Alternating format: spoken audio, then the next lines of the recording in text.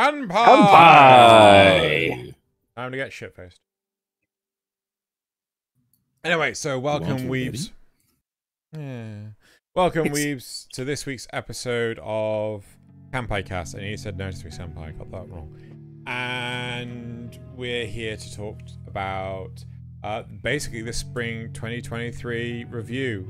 We kind of held off a bit on this just for Mobile Suit Gundam Witch from Mercury. Because that actually aired today. And in all honesty, I was refusing to actually give this any form of a review until that episode out, because Tamino, you bastard, you will destroy the entire series with the last episode. Anyway, right?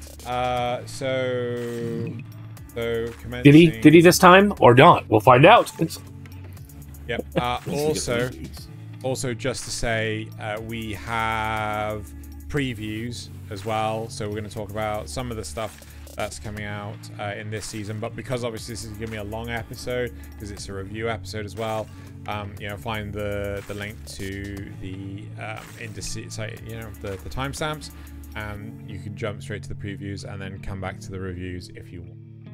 So, housekeeping wise, if you want memes, best place to get memes is in the Discord, because fuck knows what's going on with Twitter right now. If you want to join the Kanpai Cast Discord, please go into the link in the description below. That will take you straight to the Discord. And the memes that go there are also on Twitter. So there's like a dedicated meme dumpster channel. So yeah. Additionally, I've already kind of hinted at this, but timestamps are in the description below. They will allow you to navigate to any specific show that you want us to, want to hear our take on if we have reviewed it. They will also warn you of spoilers. Yeah, it's true. So that's amazing. And I imagine we will get into spoiler territory for. Oh, I'm gonna really try not to, but yeah, I think it's unavoidable. Well, I think some of the shows you just have to talk about it, right? Yeah. But regardless, they're going to spoil me. They're going to spoil me on Witch from Mercury, which I haven't seen the end of yet. I mean, we could have always delayed the episode so you could watch it. Nope. Okay. Too late. We've committed now. Too late. Shit. What was the other? Oh yeah, just like, comment, subscribe. There you go. What? Why did that happen? Senpai's noticing you. Oh no! There it goes. How did that even Sorry, happen? my bad. Sorry. I don't know. Anyway, right. So without further ado, we're gonna jump into the titular topic, which is all about this season's anime.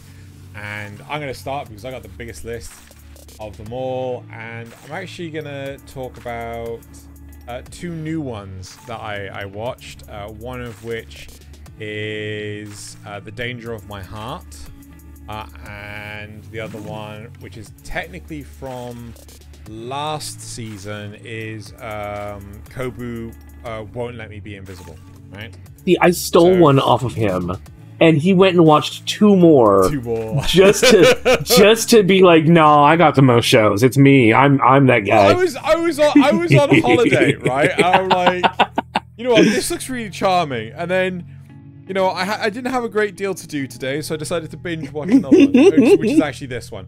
Right? Okay, all right. So, The Danger of My Heart is not going to be for everyone. It's going to be...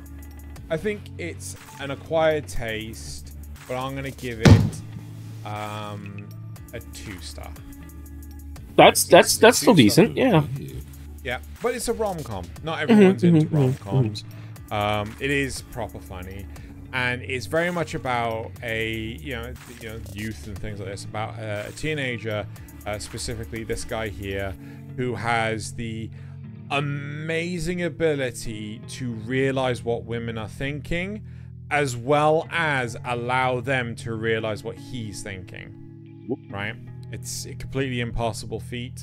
No one in their right mind, but it's a really nice heartfelt series where these two characters basically fall in love, and he cares about her because you know, as an individual, you know, as who they are, whereas a lot of the guys that are constantly hitting on her are doing it because of her looks. And, you know, it's quite interesting seeing how her friends will protect her, like, you know, there'll be a barrier between her and the creep that's trying to hit on her, and all sorts of stuff. Wasn't really, really good, wholesome series. Wasn't there a terrible Western movie called What Women Want that was essentially the same plot? No, because that had a very misogynistic, which got Mel Gibson, who basically told the women what they wanted to hear, so he could get with them. Right. But he was still a dumb jock. Right. He used and abused the power. He didn't actually convey his own feelings. Okay. And that came back to bite him in the ass. I am joking when I say this kid has this power. I'm just basically saying, like, he has some weird ability to tell. Yeah, this isn't like he's just very empathetic. He's very empathic. Very observant. Is this like Tadano's power with Komi? Yes, very similar. Yeah, so he knows what she's thinking, even though everybody else can't quite figure it out. Yes. Whereas, and it's very, very similar situation, which is, you know, it's cute, it's fun, it's nothing amazing, but it's comedic. I think it's definitely bingeable. I think people would get bored if they were to watch it on a week-by-week basis. So, but I certainly enjoyed it enough to actually finish the whole thing. The next one I'm going to talk about, which is actually from last season, but the problem was it didn't actually get a conclusion until this season, is Kubo won't let me be invisible, right? So this picture here is perfect, right? You can actually see the same character highlighted. He was edited into the year photo, in the class photo, because they thought he wasn't in there, even though he actually is, right? So our teacher, sorry, I'm going to give this a rating first. I'm going to give this an acquired taste, but this is a 4-star, right? Wow. Okay. Big words. This is again. This is another rom-com, just like The Dangers of My Heart, but I feel that this one does it a lot nicer. It's a lot friendlier. It's a lot funner. It parodies itself a lot more, and they don't live in the headspaces as much as they do in the previous one. Much like in Komi Can't Communicate, where you hear a lot of Tadano's thoughts, right? That's pretty much all that The Dangers of My Heart was, right? Which is a little harsh, which is why it only goes up as high as 2 stars on a... But this is hilarious because our main character is it Shikamori? I can't remember what his name is, but no one can perceive him apart from Kubo, right? The girl right next to him right here. Like, he will be in the classroom and they'll be taking attendance, and he has to, like, literally stand up and yell as loud as he can for them to actually realize he's actually there. They'll notice him when he does stupid things, like if he falls over or he sneezes in a crowd, and they're like, oh my god, where the fuck did you come from? But it's really funny how she will get him to do stuff to sort of like draw attention to himself, like how far can he go before they will actually notice him. At one point in time, like, he's basically doing a jumping jack on his chair, and then, you know, the teacher turns around and says, "I sit down." It's just like, so it's quite funny. And again, like, trying to interact, like, at this point in time in the series, you've got Kubo, who's watching from behind a telegraph pole, watching as the main character's trying, well, one of the main characters is trying to get through an automatic door, and the automatic door can't see him. Right? It's funny. It's very slice of life. This is much more slice of life than rom-com, and this is why I enjoy it so much. Simpsons did it. So this is the one where early on, I think, she comes and sits on his lap or something like that. Yeah. Sits on his lap because nobody can see him, so it's like, yeah, I can sit on his lap, I can completely get away with it. He gets her to move and things because, like, it makes him very uncomfortable. But yeah, she does like all this sort of stuff. And like, oh yeah, you've teenage got boy having a girl sit on him. Uncomfortable is not the word I would use. Yes, but one of my favorite scenes, absolutely, like I couldn't stop laughing. I had to pause. Was effectively it's now winter. There's snow everywhere, and this woman's walking past this park, and she sees this little, like, must be 3-year-old kid who's playing in the snow, making like a snowman. She can't see anyone else there at all. And she goes up to him, she crouches down, and is like, where's your mummy and daddy? And all of a sudden the camera sort of like pans to reveal our main character, who's been there the entire time, right? Just going like, yeah, I'm here. And she's like, holy crap, where did you get here? I was like, just there the entire time. Brilliant. I love it. It's honestly, it's really funny. It's very charming. Sounds like a good gimmick for the show. I like that. Yep. So that's it. That is it for these two. I'm going to hand over to Thaylien. Oh, to me already? Yeah, so it was either going to be you or me that got 6, and numbers came down on your side, so you get 6. You get to go next. Alright, so I'm going to go with the one that's kind of surprised me for being better than I thought it would be, which is Why One Hit Kill Sister. Now, it was a 2-star nothing special last time. It's gone up to a 4-star nothing special this time. Okay.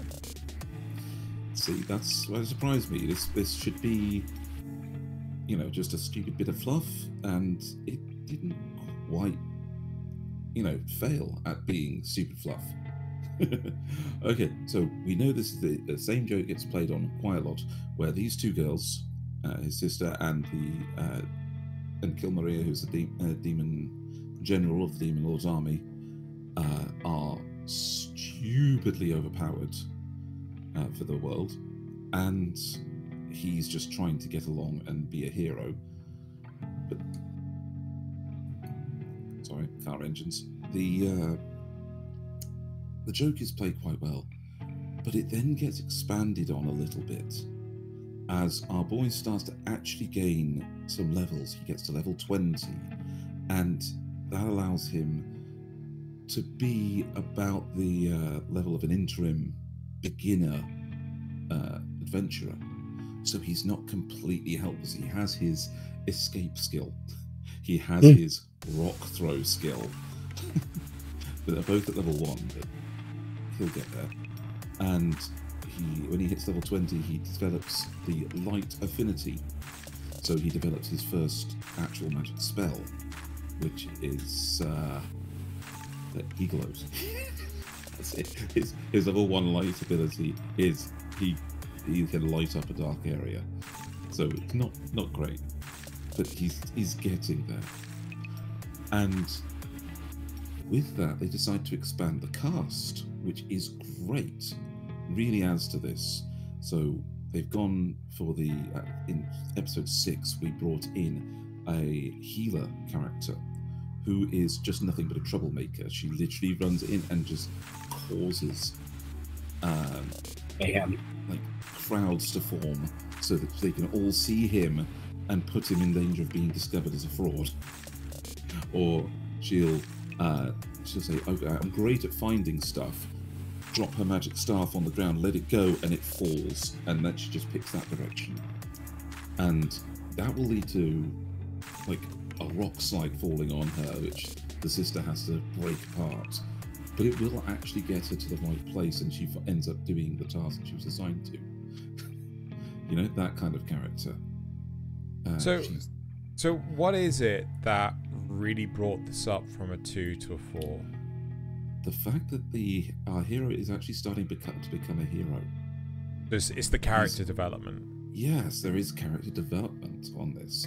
So it starts out very simply. After he discovers his light flash ability, he gets it. A new character gets introduced who is the next rank above him in the guild. A daughter of a rich royal family. Think Darkness, right? Yeah. She's a blonde, blue-eyed knight, but she's a complete musclehead. She literally can blow monsters apart with a sword strike. And we're introduced to her and her maid, who is like the skill-based, edgy maid who has, wields twin knives to help her out and kill the fodder enemies. And this knight believes that he is a fraud. This knight believes that our hero is faking his rank, so comes along to challenge him. So you've been rising through the ranks too quickly. I'm going to assess your true skill. And when his sister helps him out by doing the classic hidden strike to make the ground crack, instead of actually impressing her, she sees that he sees her panties. And so it becomes this challenge thing where he goes to challenge him in an arena where his sister can't actually do anything to help him. Right. But the thing is, he wins. And this is the amazing thing, is that he actually uses his light ability to blind her with a flare when she tries to attack, and disarms her at the last second. And so, you've lost. He holds the sword to her throat. You've lost. And then says, well, I can't raise my blade to a cute girl. And that causes her to get all blushy, and this is now suddenly a romance. That's fair. He actually won against a person who is third from the top of the guild rankings. Yeah, I can appreciate where you're coming from, because I mean that's kind of something that I wish characters like Kazuma. I kind of wish Kazuma. He's very formulaic. There's nothing wrong with that, but he is very formulaic and doesn't really grow into it. He kind of just has experiences of hell, right? Yes. So actually growing in things is kind of pretty cool. But I'm down with that. So yeah, and it continues in that vein. The last episode, I'm not going to get into the spoiler territory. The last episodes are expansions on that. They put the town in a massive bind in jeopardy, and he's seen to be the hero he claims to be. The people around him team up to give him that opportunity to be a hero, and he does. He does the job and actually wins, and his life is set to improve. Okay. The anime does diverge a little bit. There's a beach episode. Well, there's always going to be a beach episode. Yeah. Which gets, the usual thing of, no, actually, it looks like a beach episode, but no, we're going to have demons attack you. Kind of surprised Gundam didn't have a beach episode. I mean, even Heavenly Delusions had a beach episode. I don't want to say Gundam never has a beach episode. What episode? The beach episode? Right. So yeah, no, it's gone up. It's still nothing special, but for people who like these isekai shows where the main character isn't stupidly overpowered and the joke is that his companions are, yes. I mean, just look at this shot. Okay, Kill Maria tried to be, too close to Asahi, and got Yamcha. Just smacked her down into the ground like a Yamcha. So right, yeah, right. It's fun. Can we move on? Where do you want to go? Let's do Eden Zero. Let's get Eden Zero out of the way, because it's probably the weakest one on my list. It's also not finished. This is a 2-core show. In fact, episode 14 just dropped today, so I can't technically give it a full season review, but I can give it a mid-season review. And for that, it was originally a 1-star acquired taste, and then it went up to a 3-star acquired taste, and it is still a 3-star acquired taste. It's not bad. No, it's not bad. No, it's staying steady. I mean, one of my biggest problems with it is a shonen conceit that every show seems to have in that genre, and that is that it likes to waste time. It likes to do, big recaps. It likes to sit down and explain things to you even after you've just seen them 100%. There's no Heavenly Delusions. Not to get ahead of myself. It also explains stuff to you, but it's stuff that was hinted at, whereas this is stuff that you have blatantly seen, and then they're like, now let's sit down and talk about it. but it's still a really good romp. It's got a lot of fun to it. I mean, Happy's great. It goes to some dark places. They do actually wrap up the Drac and Joe arc in the first, 10 episodes? Yeah, episodes 11 and 12. Or was it 12 and 13? Nice. Yeah, so... Yeah, they start setting up the next loop, or next arc already, yeah. Formatted like it's 2 seasons, but it's... No, because it runs across the whole thing. Because they start setting up the next arc before the 12 episodes are up. Like Drac and Joe is done by episode 10. But what else do I have? Characters. Oh yeah, so there are a couple of downsides, like characters using. I mentioned the spelling things out for you, but they're also like when they start doing the time loop, because that's not really a spoiler at this point. We're already halfway through the season. There are techniques that they use. Some of the characters use in the second loop that they should have been able to use in the first loop. It's not like they had time to sit down and learn a bunch of new techniques, but somehow they didn't, but they do now, and so that's what allows them to succeed in the second loop. Now that they've introduced, the other bad one is now that they've introduced the ability to time loop using Cat's gear, it's all kind of like, okay, but what are they going to wipe out now? What am I watching in this section of the story that is going to just get wiped out? On the other hand, she doesn't seem to be the only one that has the power to sort of manipulate the world on this level, and that's where the next arc seems to be going. I'm kind of excited for that a little bit. But again, how much of it's going to stick? I don't know. Yeah, I to be honest, I am keenly interested in this because I have seen season 1, first, season of Eden Zero. But the problem for me is the fact that this is very much your stereotypical Shonen Jump series that you need to binge. Yeah, it's very bingeable, but you need to binge it. So you can skip like the 20-second recaps of things. Not just that, but you could kind of just like leave it on, and you could do other things while it's happening.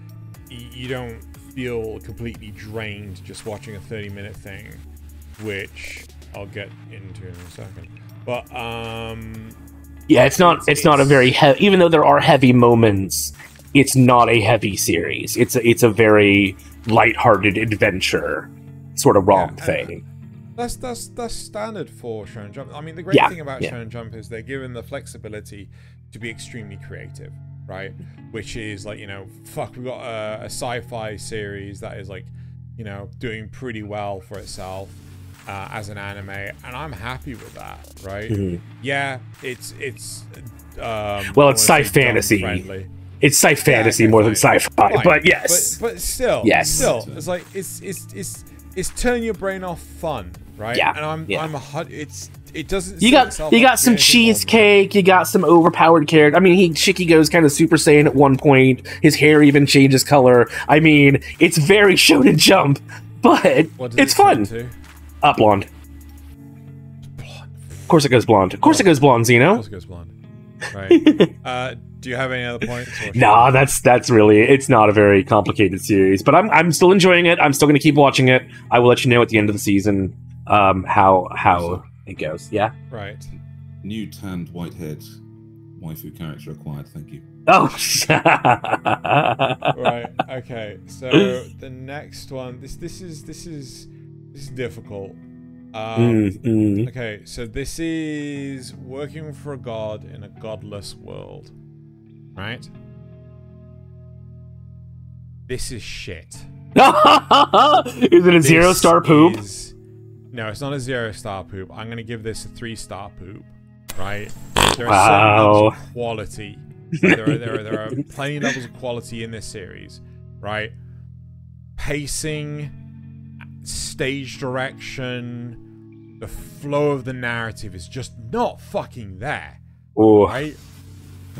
It was quite like it always feels that with this series that there are massive significant time jumps between episodes, right? And you know, I'm leaving it on to hit the credits and things, and there's nothing substantial at the end of each episode. So I don't understand why the narrative of this is so horrifically broken, right? Yes, it has cheesy PlayStation 1 graphics with the monsters and things, but I think it is designed to labor that point, much like Mashle is a parody on Harry Potter, right? This is a parody in so many different directions, including the cheesy PlayStation 1 graphics, right? That's surprising. Fine. But the motivation of the main protagonist makes no fucking sense, right? I haven't got a fucking clue what he's doing. The continuity of the series it gets broken partway through. The whole title of this series is Working for God in a Godless World, right? At one point in time, the god, right, to help her servant, has to go beg for power from another god. It's like, no. This is supposed to be a godless world, right? Yeah. Right? Is it like a demigod? Is it like maybe it's a translation error where they mean like a spirit or Well, no. I will. You know, I'm strongly recommending people not to watch this, right? Even if they have started, give up already. But basically, this godless world is actually a future Earth, right? And it gets revealed quite early on. So basically, you know, he gets sent to the future of Earth where all the deities are gone, right? And you know, and it just becomes this nonsensical farce of how the world exists in this weird, it's not even atheist state. It is just this weird Victorian draconian state of, oh yeah, you know, we believe in sacrifices. Once you've lived for a certain length, you've got to die. You know, so it's Logan's Run. Okay. Kind of, right? But again, so like the motivation of the main character is just never explained. What his thought processes are never explained, and I haven't even bothered to finish this, right? I got to like episode 10 and I'm like, this is just so nonsensical. I just don't care anymore, right? I can't follow this, right? You know, a lot is happening off screen. Too much is happening off screen. It's awful. I've not really got a whole lot more to say. So unlike Eden Zero, where they over-explain things, this under-explains them. Well, yeah, it's like, okay, so you know how in a lot of shows, things like Death Note or JoJo's Bizarre Adventure, where it turns out someone did something slyly that they have yet to reveal to the audience, right? It feels like that is the direction they're trying to take it in, but the problem is everything is happening off screen and only some minor points. And another huge problem for this is there is no understanding of the passage of time, right? Like, there is no way to validate, are all these events happening within the same week, the same year, the same day? It is just so nonsensical, right? It doesn't do a good sense of transition of time. And, you know, stuff just appears like this because they're trying to utilize the abilities of their god. Right. You know, it's like, oh, we now have electricity. Okay, so how are you having electricity? It's like, oh no, we're not going to explain any of that. We just do. Take you to get. Yeah, it's like, we're not going to. It's like, how long did it take you to get this electricity set up? We're not going to explain that. You just have electricity now. Yes. Does anyone understand how it works? No. We prayed and it happened. Well, that's the thing that they fucking didn't. Anyway, right.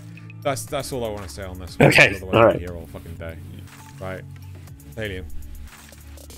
Okay, I'm just going to grab the other average one from this one that's summoned to another world for a second time. Oh, I've heard. I think I've heard both you. Was it you and Laws, or just you talk about this? It may have just been you. No, I think it was Loz. Okay. I gave up after 3 episodes. I can either of you liked it. I give it a 1-star acquired taste last time. Oh, and I think it's I think it's barely scraped to hold it. So it's still a 1-star? Barely scraped to hold it. 1-star acquired taste. Okay. Because there are highs and there are lows to this. The pace doesn't really slow down on it. We are still off on the whirlwind tour of the world, after episode 6, to find out what's going wrong with the individual kingdoms. And they do take a whole episode out to explain the villain, which is quite nice. Okay, which is as just the same as they did to explain the presence of the others, at least of the girl that came with him with his class, and explain how the events that led up to the start of the show. So they disambiguate all of that and try to make the villain a bit of a sympathetic one. So to explain what they do in the ending. At the same time, there are, I'll just say that the fact that all the other classmates came with them, just still not explained at all. They were brought, yeah. They get involved, yes. But they could have cut that entirely out and it wouldn't matter at all. So is it just... do they ever come back? Or I know we got that they come one back. friend. They have to say there is the climax of the show is a big battle, or it's the start of one. But are they just cannon fodder then? They're not. Okay. But they are just the third army. So, or the second army. So okay. The human kingdom as while he's away, the human kingdom and the demon kingdom are still at odds, and so it's escalated into an invasion. The summoned heroes are all now ready to fight, and so they go to invade. And even though some of the characters still know the truth, so like our, the great hero Zetsu's friends all know the truth that this isn't really a war. It's being constructed. If they try to stop it, they'll be seen as traitors or spies and locked up. The government's just made the decision to invade the demon kingdoms, and that's it's there. It's a conflict that's happening, and the other downside is that they bring in characters that are only there for a cool fight moment. Oh, with a pulled out of the arse power. Right? So they introduced the characters in the same way that in the early season they introduced the Demon Continent's swordswoman that got trapped by the bad guys. At the end of episode 6, like we talked about that in the last one. She comes back. She's a plot point. Great. They introduce these new characters when they go to the Beastman continent, but they get into the fight at the end of the big climactic battle against one of the bad guys, and they just suddenly have a superpower that lets them win, and it feels very, very just pulled out of thin air to get it done. On the other hand, the actual storyline through is fairly solid. The events that do happen are pretty damn cool. The way that they actually round out the show, standard kind of shonen anime, great finish to it with a big climactic battle. But you really do have to like this kind of overpowered as a kind of protagonist. It's great that he had a villain who was actually up to his power level almost to give him a challenge. But as I say, the highs are balanced by lows, and it's just barely holding on to that acquired taste rating. So I enjoyed it, but quite a lot of other people wouldn't. I could see why you and Loz wouldn't. Fair enough. That's all I really have to say about it. It's done. It was a nice little one shot by the season. Yep, definitely a one shot. There's no sequel baiting. Full story potential out of it. Wow, that's a rarity this season. Even came up with a big the end at the end of it. So you know. That's why it's not trying to pull something else. They've done the whole story, and it's kind of a happily ever after with our character and his childhood friend walking off into the sunset together to explore the world, while the rest of their classmates get sent home and the villain is defeated. Cool. Cool. There we go. Since I have such a hard time deciding between the last, all my shows are just so good. And Thaylien took the one that was the other kind of middling one. So I'm just gonna basically go straight down my list with one exception. Let's do Heavenly Delusion next, shall we please? Okie dokie. So this is a very heavy sci-fi. It has a lot of very heavy sci-fi elements to it. Yes, sir. May I caveat this very quickly? So, for those who are unaware, who have not been watching it, there is a content warning.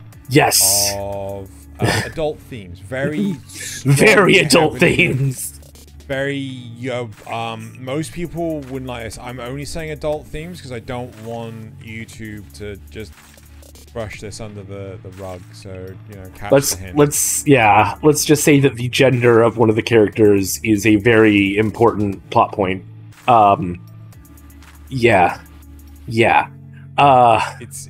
and the gender identity of the character, which is even crazier. It's heavy. So anyway, that's why. Okay, so this is a very heavy sci-fi show. But I think there are a lot of elements that raise it to a point that it becomes a must-watch and not just an acquired taste. And it would rank higher, except for the caveat you mentioned and the sequel baiting. So it ends up with a must-watch 3-star because of those two problems, and it does unfortunately sequel bait at the end pretty badly, and it annoys me. However, there's a lot of really good points about it. They're not afraid to go off model, even though this is a very serious seinen sort of show. They're not afraid to go off model for comedic effect, which is really nice to see in a lot of in a serious show. And while this isn't as oppressive as something like Made in Abyss, aside from the content warning that Xeno mentioned, it is not afraid to sucker punch you. Just when you're starting to think, things are kind of all right for the moment, it'll come up and go, yeah, right, and then hit you in the kidney. But accurate, to be fair. Yeah. But everything that's set up early on actually does have a payoff. Pretty much. I think there may be one or two exceptions. But you do really need to be observant and put a lot of it together. There was, should I get into spoilers? Dare I? Don't. Okay. Don't. I'll say that there is a character that Xeno and I were discussing, and he didn't realize who it was until I was able to point it out to him. And that's partly because he was watching it week to week, and I watched, the last 6 episodes all at once. And so I was able to go, oh my goodness, look at this connection here. And, yeah. I feel that, to go off the back of your notes, realistically, this is one you have to binge, right? It does help. It's akin to this is the same thing with Attack on Titan season 1. Mm-hmm. I watched it week on week. Loz binge watched the whole thing either at the end of the series or very close to the end of the series, and there was, you know, I don't think this is particular spoilers for Attack on Titan, but there's one character that has a specific fighting stance. Mm. And it turns out that that character is actually a Titan and mimics the same fighting stance. And Lars was like, oh, it's clearly so-and-so, right? I genuinely don't remember the names. Oh, that's clearly so-and-so. It's like, how do you know that? Oh, because their fighting stance from episode 4. I'm like, I haven't seen that for like 4 months, right? Yeah. Like, because he was able to binge it, much like you were able to binge it, you were able to clarify this one thing. There was obviously some significance to the thing I saw. I fully recognized that, but what that significance was, I didn't know because I had seen it weeks ago. Yeah, right? exactly. Yeah. I personally definitely a must watch, but I think this is a 2-star. One, Yeah. because you need to binge it, and 2, because of the sodding sequel baiting. I got so angry at that. It's so bad. Like, not the boat. The boat's fine, but the final, like, the loose ends that they left in the filter station in that one closed off room, and it's too many loose yeah, ends. the fact that Maru never got to where he wanted to go to, you know, that stuff like that is like, there's clearly room for more, and they could have done it. They could have made this a 16-episode season or whatever. But, you know. Well, I mean, I don't know if Project IG are pushing for a 2-star. Sorry, 2-star, 2-core. Sorry. 2-core, yeah. I don't know if they're pushing for that. There's been no news of a sequel season, so we just don't know. Exactly. Right? If they were to do it, it'll be phenomenal. It'll fucking rock. Right? But there are so many left dangling threads, and it's just like, you know.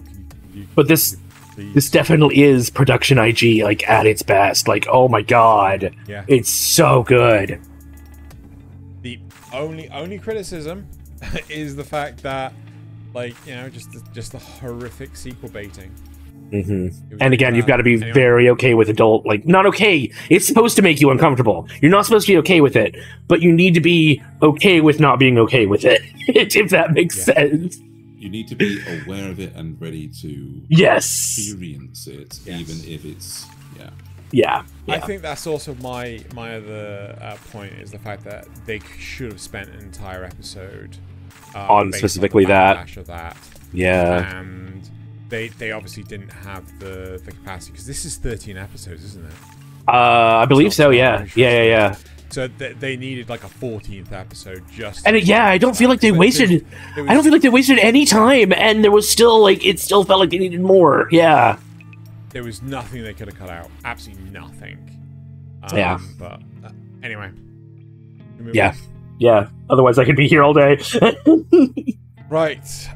So moving on, I'm gonna knock this one out of the park. Demon Slayer. Right? So Demon Slayer has recently had a lot of shit, right? Towards the end of the series, like, loads of people were calling it basically mid, right? And in all honesty, this season is no different from the rest of Demon Slayer, right? Oh, is it just a case of like they're used to it now? I think so. And it's just like people like, oh my god, it's like, you know, I mean, Dragon Ball Z is the same shit every day, right? Yeah. It's the same shit, different coat of paint, right? It's like, and this is what Demon Slayer is, right? It's exceptionally well animated, right? It's unbelievably well animated, right? The plot is fairly generic. It's like you have vampires and you have vampire hunters. You have demons, you have demon hunters. It's like, it's nothing outwardly special. Oh, it's right? UFO Table. Yeah, it's UFO No, Table. how did I not know that? I don't know. It's the show that they're really well known for.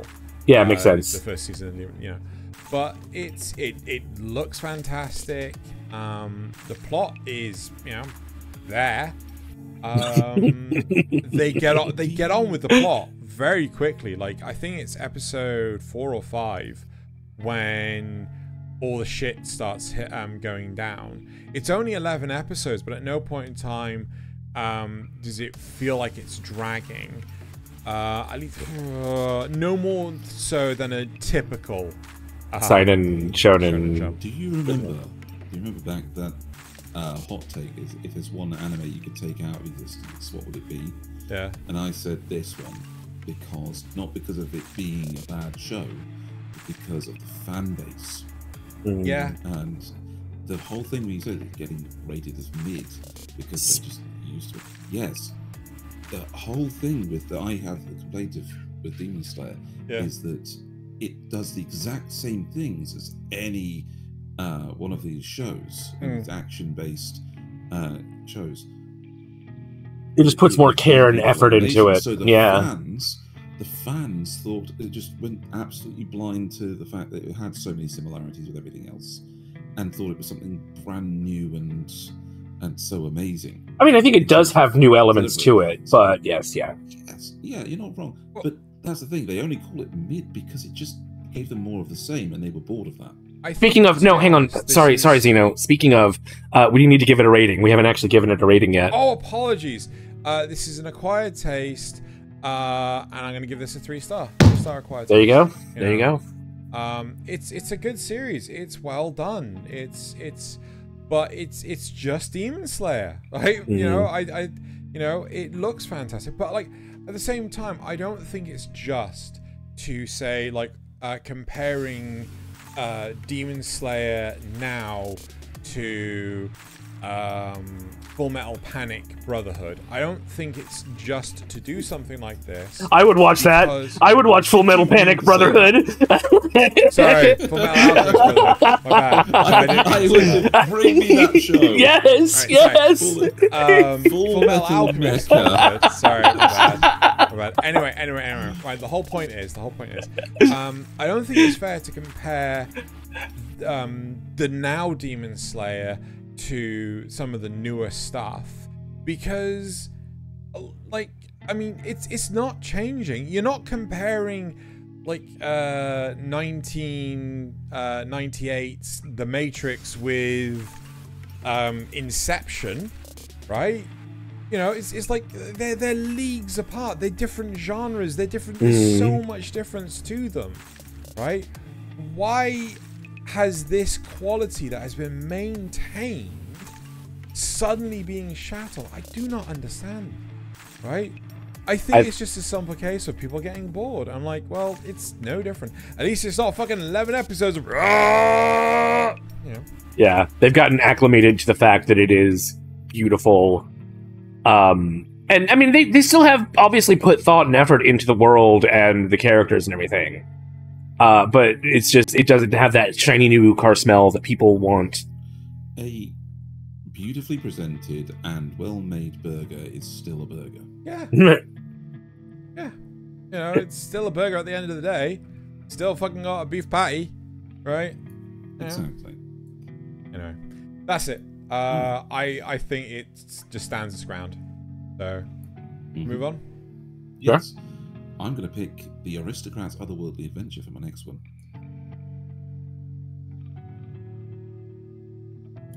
So this was last time a Nothing Special 4, and it's gone a little bit up to a Nothing Special 5. Brutal. Because it's still funny. So the whole thing of making our main character ridiculous but not wanting to be has just gone and escalated more and more. The people reacting to him have gotten more frequent. The things he's done are even bigger scale.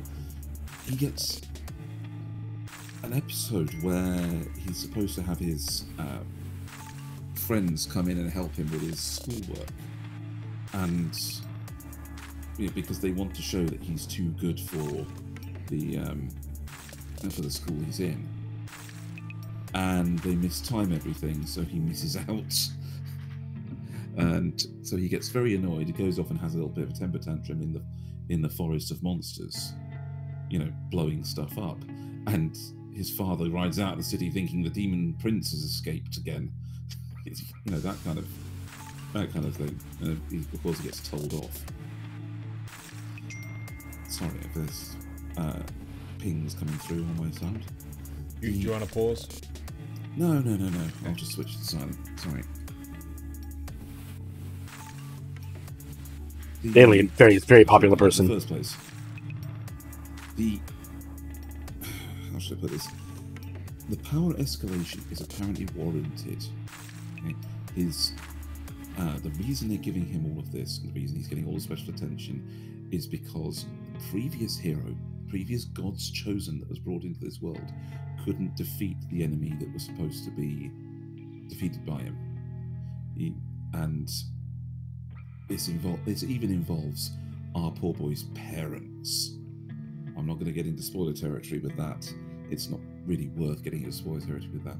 The boy, before he reincarnated, was an orphan, and this show explains the reason for that. And the big bad that he has to fight eventually wakes up, and he does have to fight a horde of monsters, bring in all of his friends to help save the day, and he puts all of his effort into it and is able to save the day, with a caveat, which I can't go into for spoiler things. The joke stays funny of him constantly getting more and more. He's being trained. He gains summoned companions and things, so of course you know that he knows summoning, but nobody else does.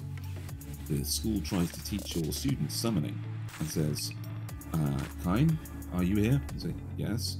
You can participate in this one because you're not using attack magic, so you can't burn down the school. You know, that kind of comment. And so they say, okay, so you put the summoning circle down, you pour all of your magic into it, and you summon the best thing you can. If you don't have enough magic power to subdue it, it'll just go away. And if it will form a contract with you, then it will stay with you. And he said, oh, I know this one. But I can put all my magic power into it. And he summons the Prince of Demons. Nice. The most powerful other being in the world. And the Prince of Demons is like, who dares summon me? And this is elegant Bishonen demon lord with horns and things. And takes one look at him and it's like, oh crap, he saw my status. And he's coming towards me. And out of panic, Klein draws his sword. The demon Dogeza bows immediately. It's like, I'm so sorry. I didn't mean to challenge you. I will serve you loyally. Oh, God's chosen. Okay, I'm not gonna lie. This sounds kind of funny worth watching. Yeah. Oh no, it's happening again. Wait, it's happening again. Oh, got me this time. I don't know why it's doing that. The head pat police are coming.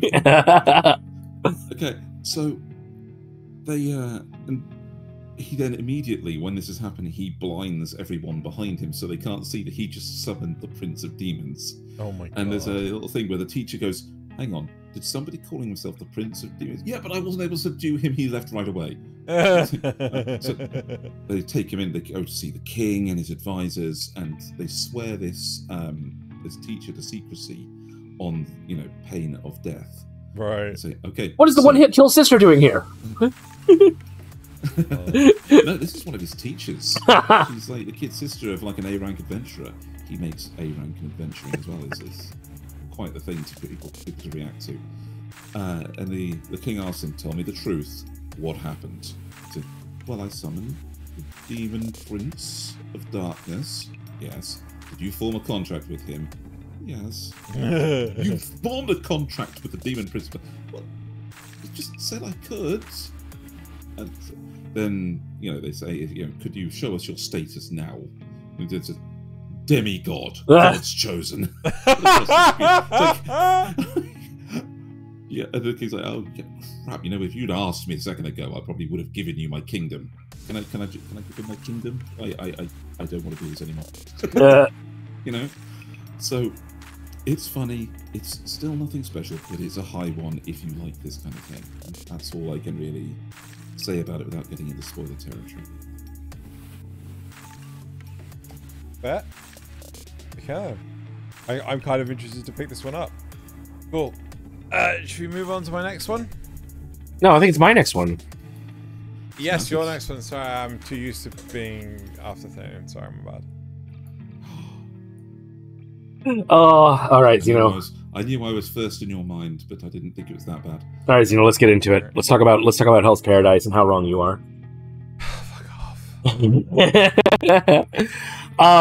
So I literally just got somebody else to start watching this, and they were about 6 episodes in and are as in love with it as I am. This to me, now Xeno's gonna disagree, but this is a 5-star acquired taste. This is right on the edge of becoming a must-watch. This is a 5-star piece of shit. But Children. There's oh god, the art, the monsters they fight are so freaky and yet so gorgeous, and it's just like this dichotomy of beautiful and horrible permeates the series. Okay. Yeah. I want to. All right. I'm gonna carry it. We are gonna watch this together. Sure. Right. And you're gonna hate it. I have no idea if it has an English dub, but I swear to you, we will watch the whole. You have sat by me, watched all of Like a Recoil, all of VV. It's about turn. I do the same for you. We'll watch the whole thing together. You watched Berserk. It's fine. You watched Berserk. Yeah, that's fine, but like I'm not a raging dickhead opposing Berserk. I am opposing this because she's fucking god, right? Like we'll watch it again. Yeah, but like Awesome. It is confirmed for season 2. On this in the comments, if anybody's actually interested. Let's see, for when they do the dub watch, we'll figure out who was wrong. Yeah. And make your predictions in the comment section below. Xeno's always wrong. We know this. This is a fact. This is a given. Fuck off. It is confirmed for season 2. There is a bit of sequel baiting. I mean, obviously, because they clearly knew that they were going to do it already. So it's less like sequel baiting and more like the midpoint of the story. But like there are so many good things that elevate this above other shonen. Like the character, like they reveal information to different characters at different different points when they're on the island, and they don't have the full story, but we do, and they actually like concede that in the show, because in a lot of shows it's like if we the audience know everything, it also seems like the characters do. And that's so I like that. There's a lot of religious symbolism. They do a really I wanna confirm what you just said about the whole you learn what they learn, so on and so forth, right? Was there any point in time where there's narrative points like, where they trade information? No. Sorry, it's a case of like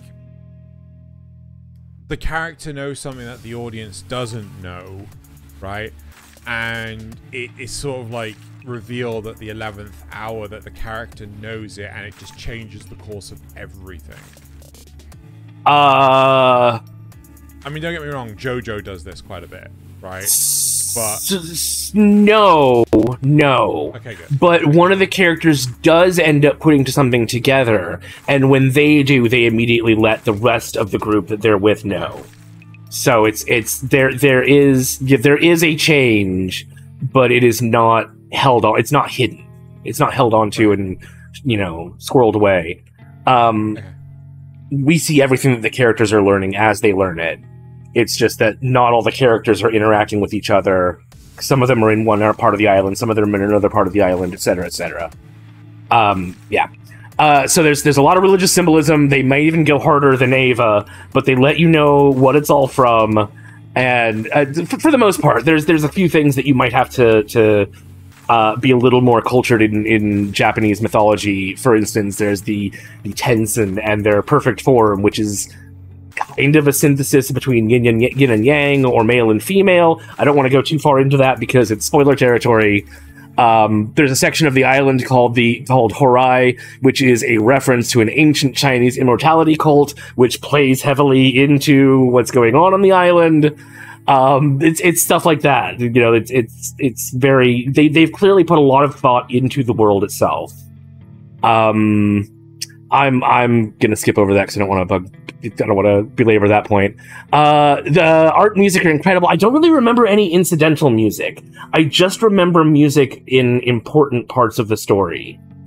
So that's really like a lot of the scenes when you freeze on them. Not a lot of the ones that are in our rotation, because again they would be spoilers. But if you freeze on them, they're like just masterpieces. Oh god, where am I on time? Oh, I'm way over. You go. Probably closer to Demon Slayer than My Hero Academia, where like all the characters have things to learn and ways to advance. It's not just about Gabimaru and Sagiri. Spend enough time on the different groups to follow their movements and see what they've learned before coming back to the people that we're closest to and really care about. And every action, either by the prisoners or by the Tensen, has a reaction by the other side that makes sense and moves the story along. So a question I have is, you're saying like the narrative jumps around the group a lot, right? Sort of. This is something that One Punch Man does, especially in the manga. Right? The later volumes post season 2, it's really all over the place. During season 2, it's really the narrative between like Saitama and Garu, right? Is it Garu? Right. Yeah. But the issue there in season 2 is they chopped out so much of Saitama's narrative. But in what will be season 3, I'm pretty sure, it will jump between like all the individual S-class heroes, right? So we're talking like 17 different S-class heroes. So you're jumping around the narrative hell of a lot, right? So my question to you, with regards to this narrative, are we talking a healthy number, like 3, 4, maybe 5 groups of individuals, or are we talking something absolutely brain-damagingly stupid? No. Yeah? I believe it starts with 5, and then bit by bit, some of them merge until we're down to 3 right now. So and some of them shuffle around a little too. So like the Gabimaru, Sagiri, the ninja girl and her keeper, I can't remember their names, were all together at one point, and then Gabimaru split off and ended up with another group. So now they're together. They've all joined up. That's fine. At any point in time, does it force the episode structure? So it's like, okay, every episode we have to show you all the groups. No, right? definitely not. Good. Definitely not. Because that's a problem with the likes of My Hero Academia, where it just has to put screen time for everyone because everyone's got a favorite character. Usually it's split between the main, like if they split it all, it's split between the main group and one other group in an episode, and then the next episode they'll do another group and the main group. Maybe we should do an episode of Kanpai Cast where it's like, we gave shows a second chance that the others were just like. Ooh, I'd be down for that. I'd be down. Anyway, right. Now that I've taken nearly 10 minutes on this, it's fine. Can we quickly pause? Yeah. Sure. Yes. Right. I think we're back. There we're back, and we're going to go to My Love Story with Yamada-kun at level 999. My Love Story with Truck-kun. Sorry, different. That's a Notice Me Senpai reference. I'm just trying to think here. How legit is it to make a rom-com a must-watch? I think it's as legit as anything else. As if it's actually, I mean, I would say My Dress Up Darling is a must-watch because of just how it's it's elevated so high in its category. That has. It might be a low must watch. It might be a 1 or 2 star, but it's a must watch. Right. I'm gonna say this is a 5-star acquired taste. Right. So I still think that this is not going to be for everyone.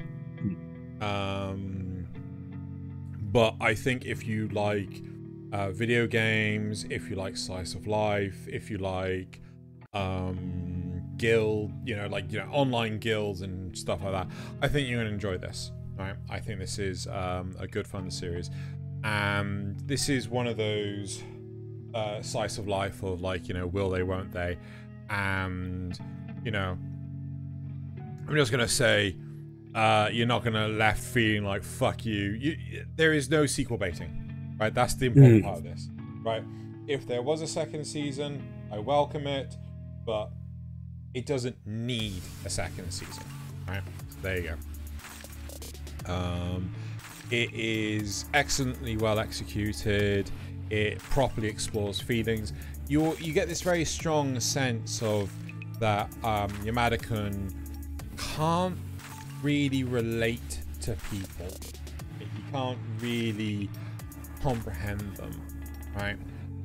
And it's very interesting how the main protagonists, all of them, can actually get along with him so much better than his peers at school, right? So, we've got our main protagonist, our female protagonist, who is Akane? She's in college, right?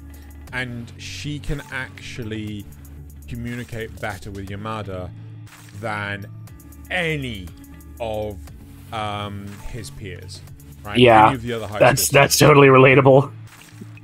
So, and you can see how shit he is at talking to girls when this screenshot really reminded me of how he can't do people well at all, right? So when he's being confessed to, he's just like, I'm a brick. I am so stupid. I don't know how to actually comprehend this and things.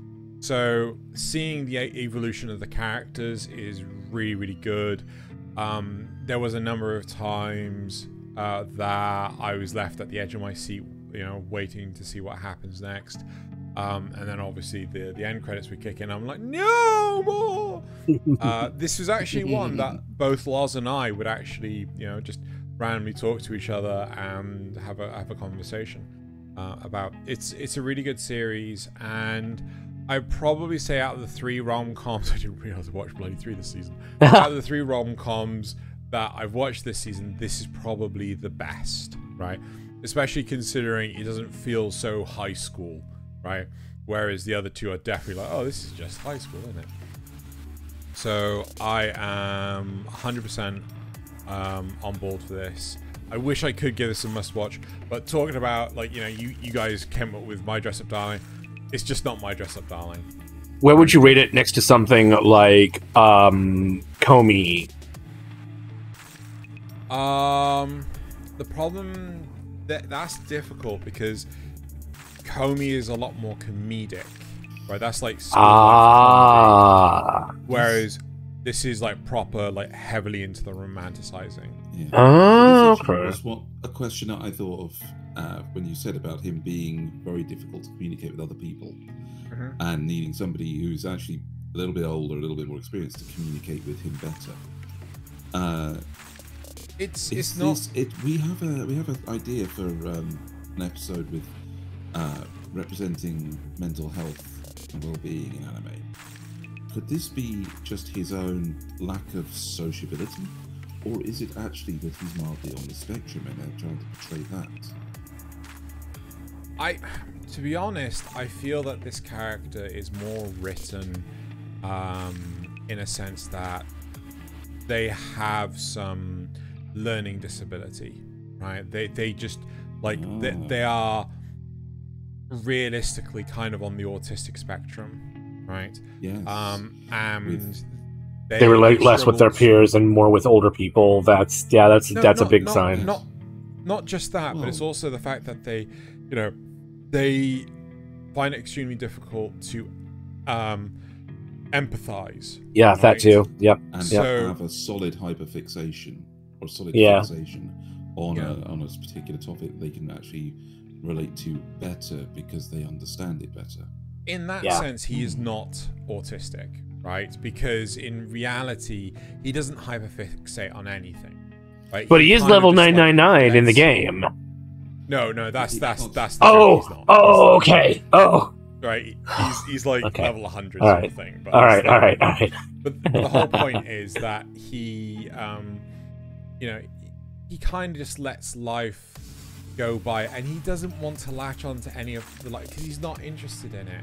Right, there's nothing that sort of like grabbed his attention until realistically he's kind of built the bonds of familiarity with his guild, right, in the game, right, which is something that, I mean, I would happily say that I'm closer to the pair of you than I am with a lot of my work colleagues. Like, a lot of my work colleagues, I can't readily talk to them about any of this shit. They're like, but we talk about video games, we talk about anime, we talk about politics, we talk about weather, we talk about all sorts of weird and wonderful dumb shit, right?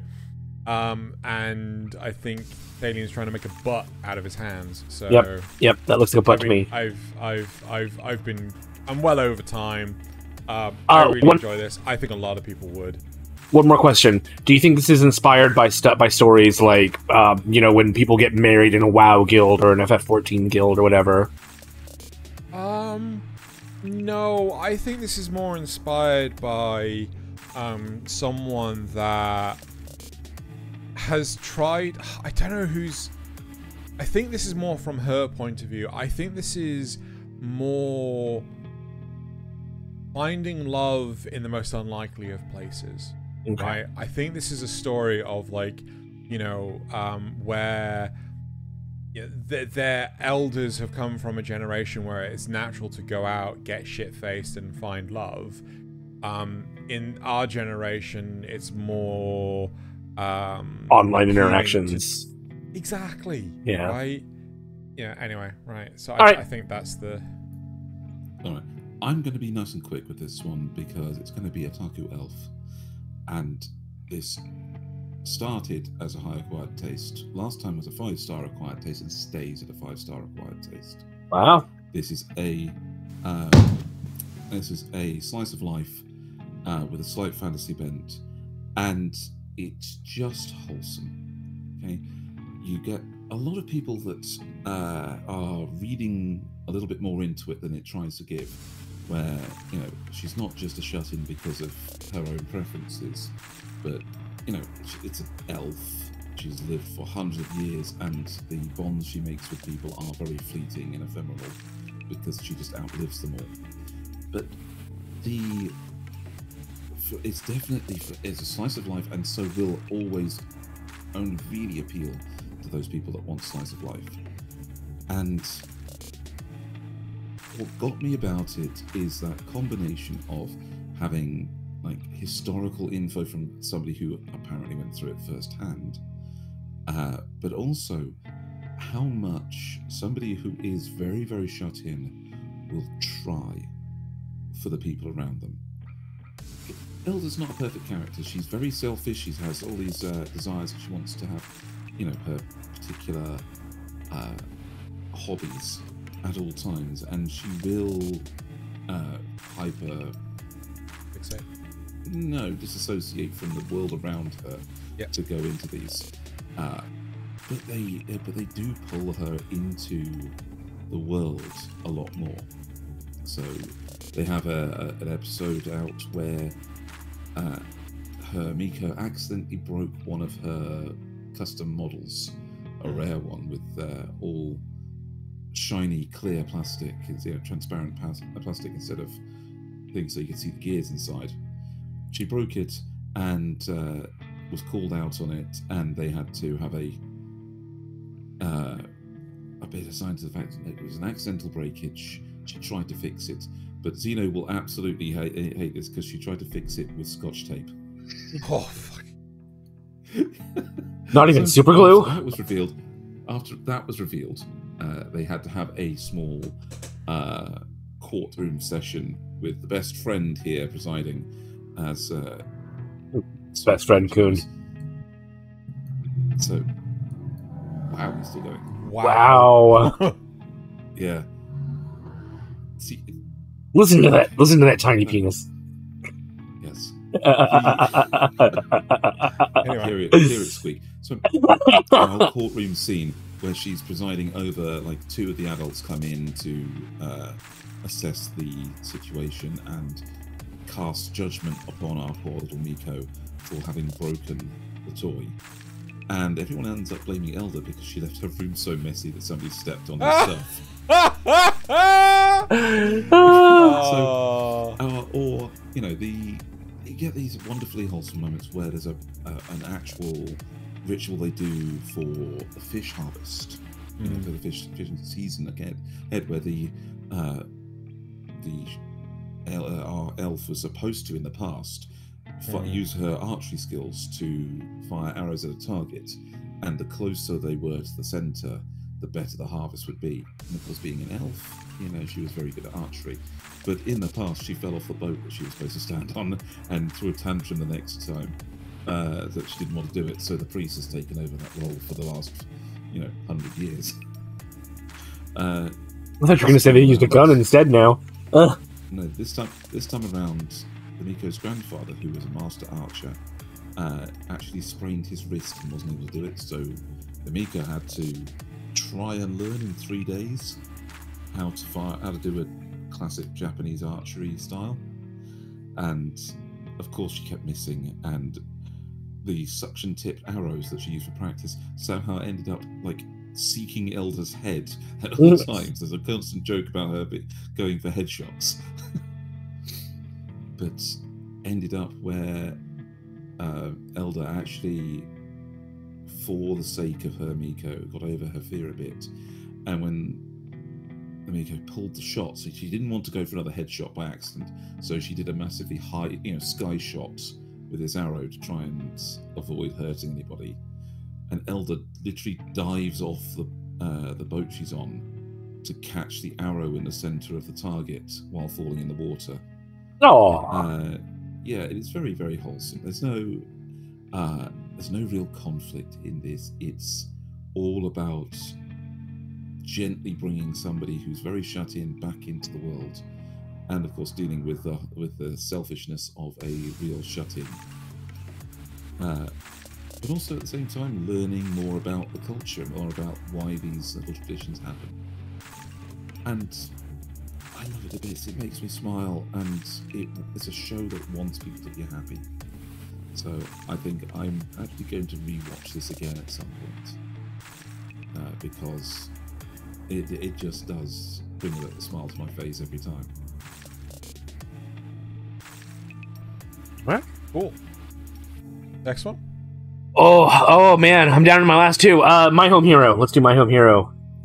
I watched this basically all in one day because A, I hadn't started it until like this last week, and B, it was just that good. But I think this one Xeno originally had. I don't know what you gave it. But I ended up giving it a 3-star must watch because, man, I mean, it does get dark, but you rarely see a smart character written well rather than everyone else around the character being dumb.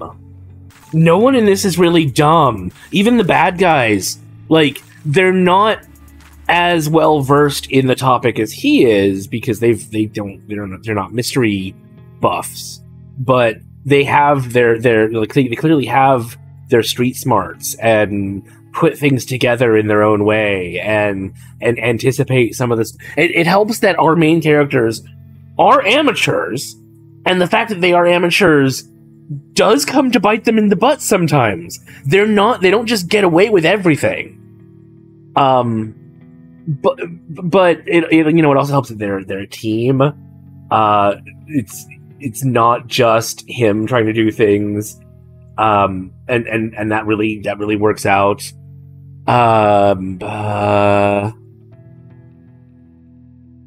Oh yeah, there's a bit of fake out stuff sometimes that gets a little annoying. Right in the beginning when they're like, oh, will they find the body? Oh no, the body's in the bathtub. Oh no, they're gonna open the bathroom door, and then the dad's there in like a cleaning outfit, and it's just a complete fake out, you know. It's amateurish. Oh yeah, the coffee's a good. I think Xeno brought that up when he talked about it at the 6th episode. The coffee's a great example of how their plans backfire on them a little bit. Although it is also still smart because it doesn't seem suspicious if they both get sick, but also she had no way to inform him ahead of time, and just gave them both a laxative. It was great. They actually deal with like the feelings of guilt over what they're doing, especially him. But also like you can tell he's trying to shut himself off from it until it's over. Like if I can just get through this, if I can just do one more day, then it'll all go back to normal. I can be a normal person again. But there are also little moments of humanity that keep him and his wife from turning into monsters in the eyes of the audience. And they've got to like wear these masks and everything to protect everyone. The escalation feels nice and gradual and realistic, aside from the fact that they use the head injury as an excuse for him to buy a detective hat. But I mean, it works. It's fine. Can you think of anything else you want to say, Xeno? Because you know why they bought the hat, right? Oh, right, to hide the listening device in, sure. Yeah, but it still felt a little bit contrived that he had this head wound just so he could get a hat. So, well, no, he didn't just have the head wound so he could get a hat. He was given the head wound, and I know, but to get a hat. Yeah, anyway, so I really do like the series. Don't get me wrong. I'm glad as to where it has ended. I think the character development. Oh, did you actually get to finish it? Yeah. Okay, good. So, I thought she was drinking something with a mask on, which was just weird. But no, it's just I really like the character development because if you reflect back on the first time you're introduced to the dad to the very end when you're signing off, like the character development is huge. It's not just like he went from sniveling wreck to sniveling wreck that can punch things. Yeah. So it's really, really good in that sense. I hate to argue your points. I do feel that it loses points because of how bad the animation is in places. Like the animation is like the weakest point of this entire series. It just doesn't really. I didn't really notice that, but then I have a harder time focusing on the animation and the subtitles, so that might be part of the problem. But I love the context of basically how deep does the rabbit hole get? Yeah. And it is extremely. Will it ever be over? That sort of thing. Yeah. It's like a really, really well done series. Could it have a second series? Yes. Should it have a second series? No. I'm unsure. No. Would I be sad if it didn't get a second series? Not in the slightest. I think this is a really, really solid series, and I think I would probably give it like a 1-star must watch. That's fair. Because again, I can appreciate that the whole thriller detective genre realistically is not for everyone, But it's such a good example of that genre. Like it's way up there. Oh, it's way up there. It's like, definitely no Death Note, you know. It's like it's so much better than Death Note because it's they really logistically thought through all of this stuff, right? It makes sense.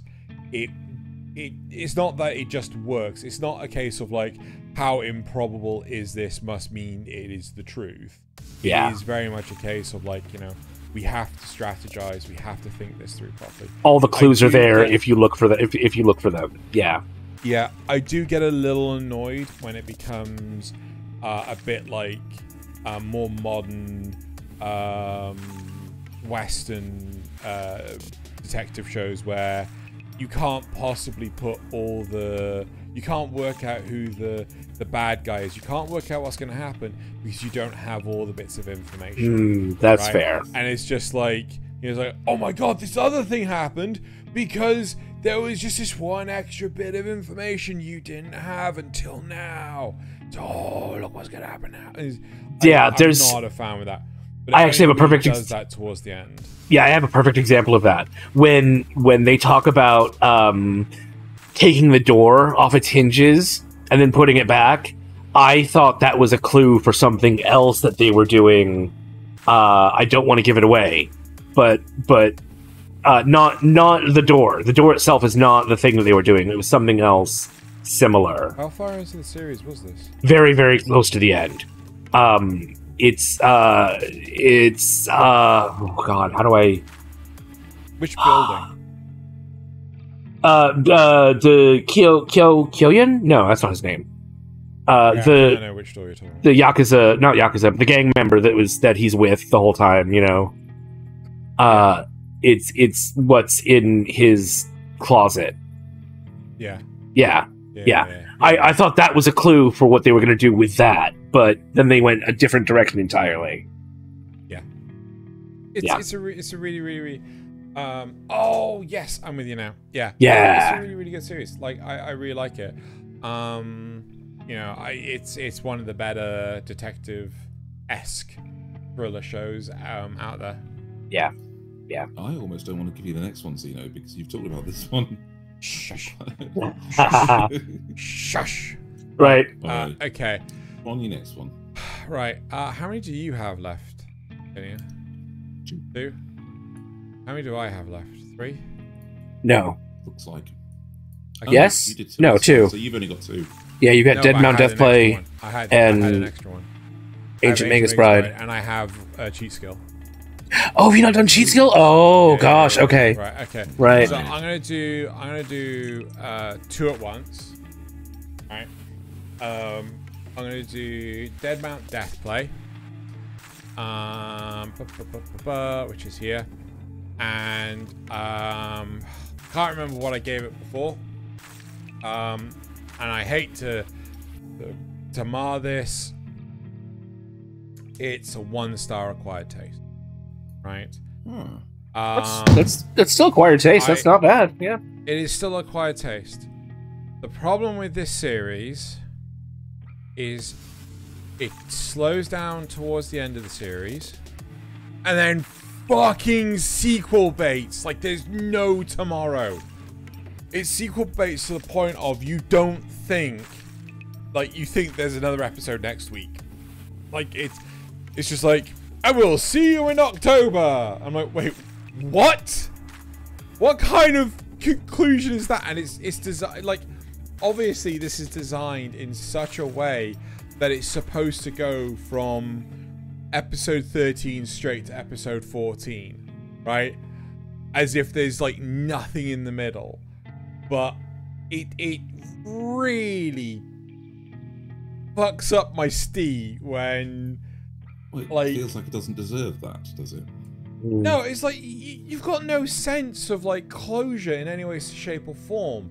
It's like it's just escalation, and then all of a sudden the escalator's just not there anymore, and you're like, wait, what's going on? Right? You know, there's okay. you just it's like being at a shopping mall where you've now got to go and walk around the thing to get to the other escalator. Mm-hmm. You just are at the point there where now you've got shops. And there's a you've queue got either side. You've got to go yeah, go round and go up the next one. You know, it's Fair enough. so it's like the concept is fairly good. It really starts to drag about 3/4 of the way in. You know, it really starts to make this one plot point like a really prominent thing. And it does tend to jump around the characters quite a bit, like, you know, who they're focusing on. Luckily, there aren't like a bajillion different groups. There's 3 groups at any one point in time. But still, the fact that it just goes, and we'll see you next time, is just like, what? So, and because it does it so badly, because it does it with no care to attention whatsoever, attention to detail, it's I'm sorry, it's got to drop down to a 1 star. That is sad. The animation gets a bit weaker towards the end of the series, and to the midpoint of the series. I don't know. But yeah, I mean, otherwise it's a fairly solid series. So jumping on to the next one, which is the Ancient Magus Bride. Does the same fucking thing! No! It does it again! No. It does it again! No! Okay. So, I hate to say this, but this is a 1-star must-watch. Well, I mean, could be worse. Could be worse. It's gone down massively. Could be worse. Yeah. It's like, you should still watch it, don't get me wrong. Everyone will enjoy it, but the problem is, you get to the fucking end of the core, and you're just left with, I'm sorry, wait, what? What do you mean, like, part 2? Oh. Now, this is still a must-watch, because I'm pretty sure season 1 did the exact same fucking thing, right? It is still extremely well animated. It relies so heavily on the lore elements of season 1 that it just makes season 1 so much better, right? But the fact that we're like part way through a story, like an arc, and then it's just like, we'll see you for part 2. Yeah. Don't know when. It's just like, it's just a giant middle finger, and I'm not. It's hard to not do that sometimes, but also it's very unsatisfying. Well, I really feel that if you are going to do this, right, as like a distributor of any platform, if you're going to have a part 2 later on down the line, right, you need to give enough warning, right, that, hey, expect it not to have a good conclusion, because it's still going to continue later, right? Yeah. So, I mean, not to toot my own horn, we did this with Notice Me Senpai. We made sure at least the episode before the final episode, we announced that, you know, the next episode is going to be the last episode of the season. Because the last thing you fucking want is to get, you know, watch the last episode of the season and find out it's the last episode of the sodding season. Yeah. Right? I also appreciate you don't want to do it too early. Because the problem is, if you announce it at the start, like, you know, oh, this is coming out in 2 parts. Oh, I'm just not going to watch it then. I'm going to wait for the other part to come out. Exactly. Yeah. I'm not going to watch part 1 until part 2 started, right? I completely appreciate that. But I'm very sure Gundam Witch from Mercury, they had announced that quite a bit, quite early on, yeah. Yeah, quite early in advance. They said that it's going to be in 2 parts. But that's Gundam. Everyone's going to watch Gundam anyway.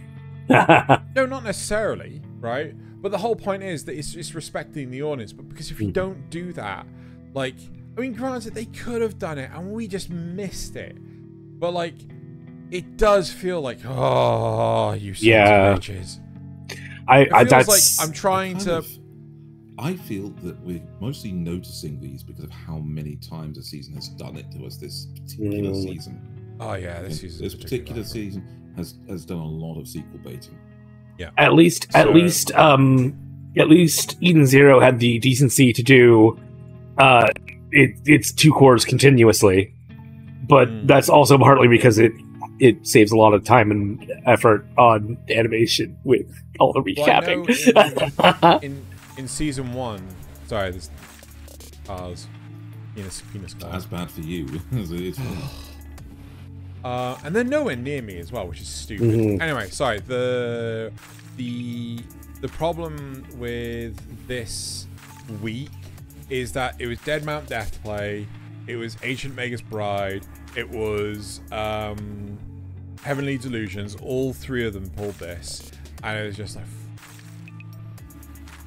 Anyway, that's my anti-sequel baiting rant. But thank you for coming to my TED Talk. No, I'm going to hand over to Tony. I'm going to do one of the greats from this season, KONOSUBA, an explosion on this wonderful world. One of the greats. Okay. All right. Sure. All right. Okay. These two are now going to argue.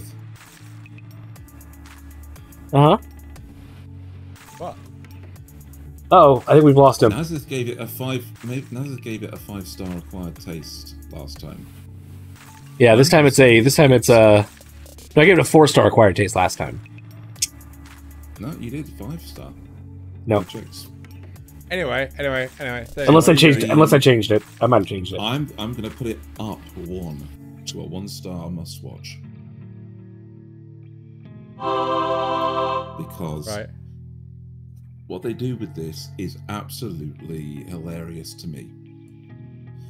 I had no idea where they were going to go with the actual show after Megumin leaves the village. Okay, what adventures are they going to put her on before she gets to the town where she meets the rest of her party? And the funny thing to me is that they only spend an episode and a half, I think, maybe 2 episodes, of actually getting there, getting to the new player-friendly town. They stop off in the city where Eris and Aqua's followers are constantly baiting each other to try and convert followers, and the one with the hot springs, and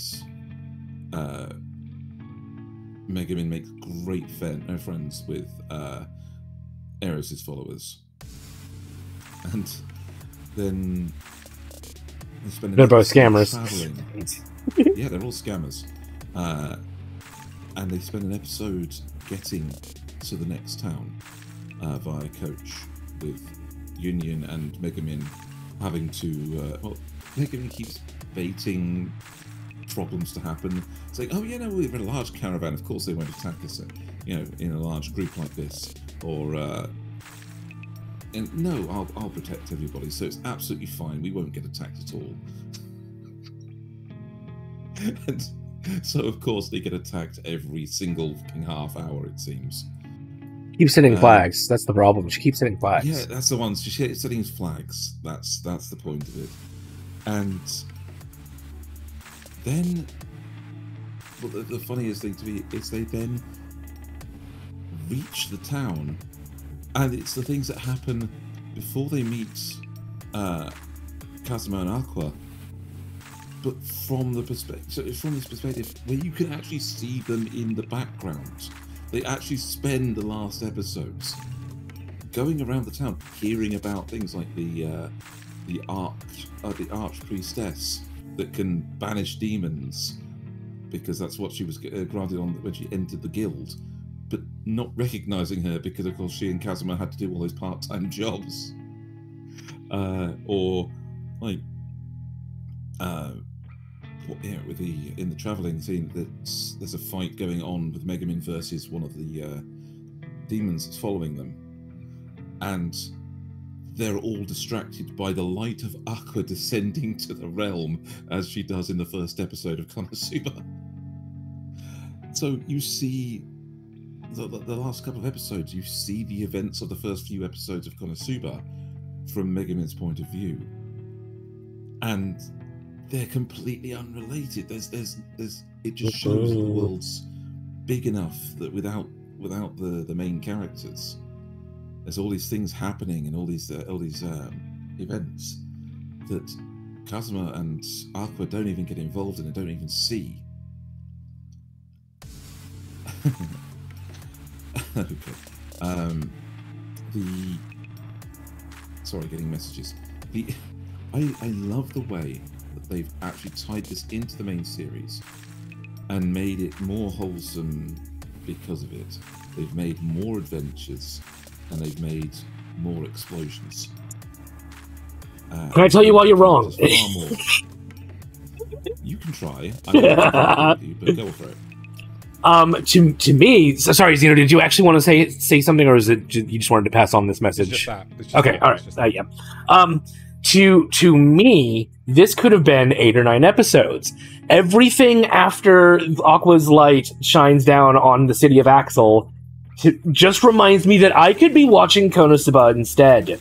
I thought it was a lot. I thought the seeing Cosma and Aqua's side of things was a lot funnier than seeing Megaman and Union's side of those same events. No. I thought the best part of the series, the entire series, came while they were in the hot spring city. Everything before that was kind of boring. Everything after that reminded me that I could be watching Konosuba. It's just, man, no. I absolutely loved seeing the other side of another side of things that wasn't Cosmo and Aqua, because Cosmo and Aqua there, okay, we knew what part of the show we were supposed to be seeing, but the other perspective made it just as funny as watching the regular show to me. So, I didn't think it was necessary, or so. Yeah. What would you rate it then as? Press the button. 1 star acquired taste. I mean, it's still good. It's still watchable, but 1 star acquired taste. That's a massive difference. That's a whole 5 points difference. Yeah. Because again, the only part of it that I really enjoyed, but that I thought was new and funny and interesting, was the it's back. Was the Axis cult stuff. That was amazing. The school stuff was all right. I didn't hate it. It was at least interesting to see. But then everything after Aqua's light was just like, I could be watching kind of. Why do I need these extra 3 episodes on the end? These are just rehashing the same thing with no really new interesting. We see it from her perspective, but is it really adding anything interesting? Is it really funnier than the original? I don't think so. Or as funny as the original, Not even. funny. And I don't think so. It was as funny. No. I Nope. genuinely thought it was as funny. Especially with the way that we. There's only so much I can see. How people perceived Kazuma and Aqua without being with them the entire time. Just the fact that Megaman walks right, basically sees Aqua and then just like, nah, it couldn't be her. So. Yeah. I like those moments. I love scenes like that. That's something that hits just right with me. So, anyway. I'm enjoying this because it's like, these two are always ganging up on me. Like, it's great seeing these two actually have such a huge difference of opinion. I'm there's just so much I can take of Union and Megaman's dynamic is the problem. The thing with Konosuba is that it starts out with just Cosmo and Aqua, but their dynamic is already interesting. And once you add Megaman and Darkness, once you add Megaman and Darkness into the mix, it gets better. This is just basically Union and Megaman, and I can only see their dynamic so much. We got to see Darkness before she joined the others as well, with her help. The giant slime monster that Megaman blows up. We see Darkness run back away, saying, "I will defeat it next time. I'm covered in slime, but I will." Her friend advising her that she should probably clean all that slime off. And no, I must succeed. I think the problem there is the fact that the dynamic of the 4 make the series so damn good, right? Yeah. You can't really have a quarter of a pizza. You really need like the whole thing. And even if it's a case of you got Kazuma who goes off and actually does his own shit with the succubus, or you've got Sheesh, make it sound worse, why don't you? Yeah. Make that sentence sound worse, why don't you?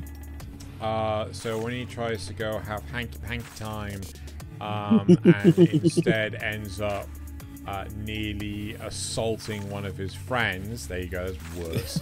Right?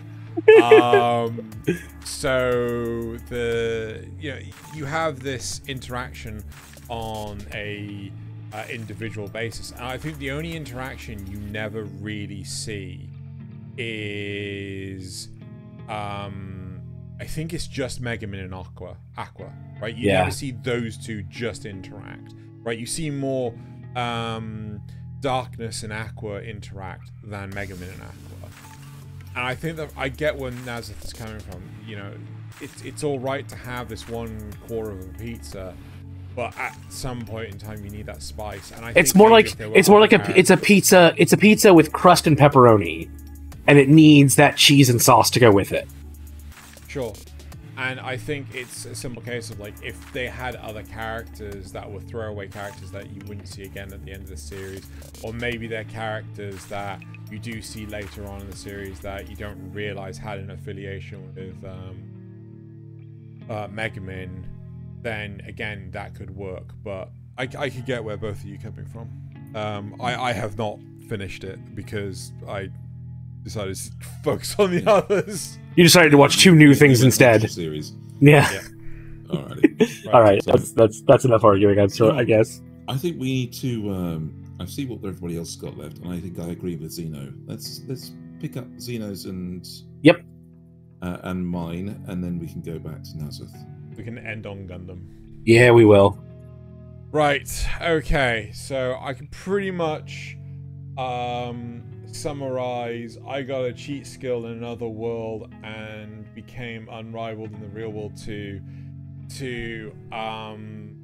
really simplistically, it's a 4-star pants. Wow, 4-star. Okay. Okay.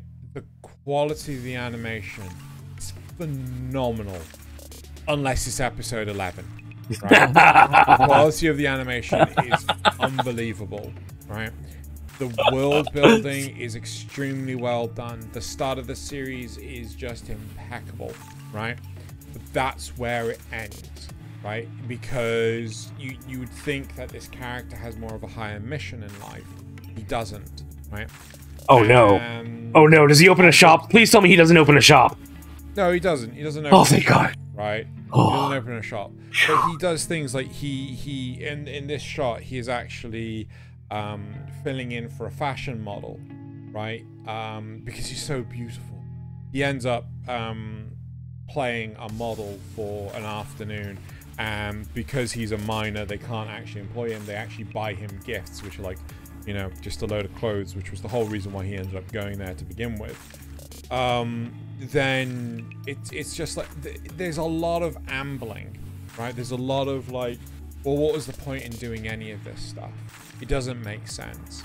And realistically, I think what the series should have, like, it feels like the structure just wasn't there. And I feel what they should have done was basically make him the guardian of the gate that bridges these two worlds, and it's his job to prevent the two worlds from mixing, right?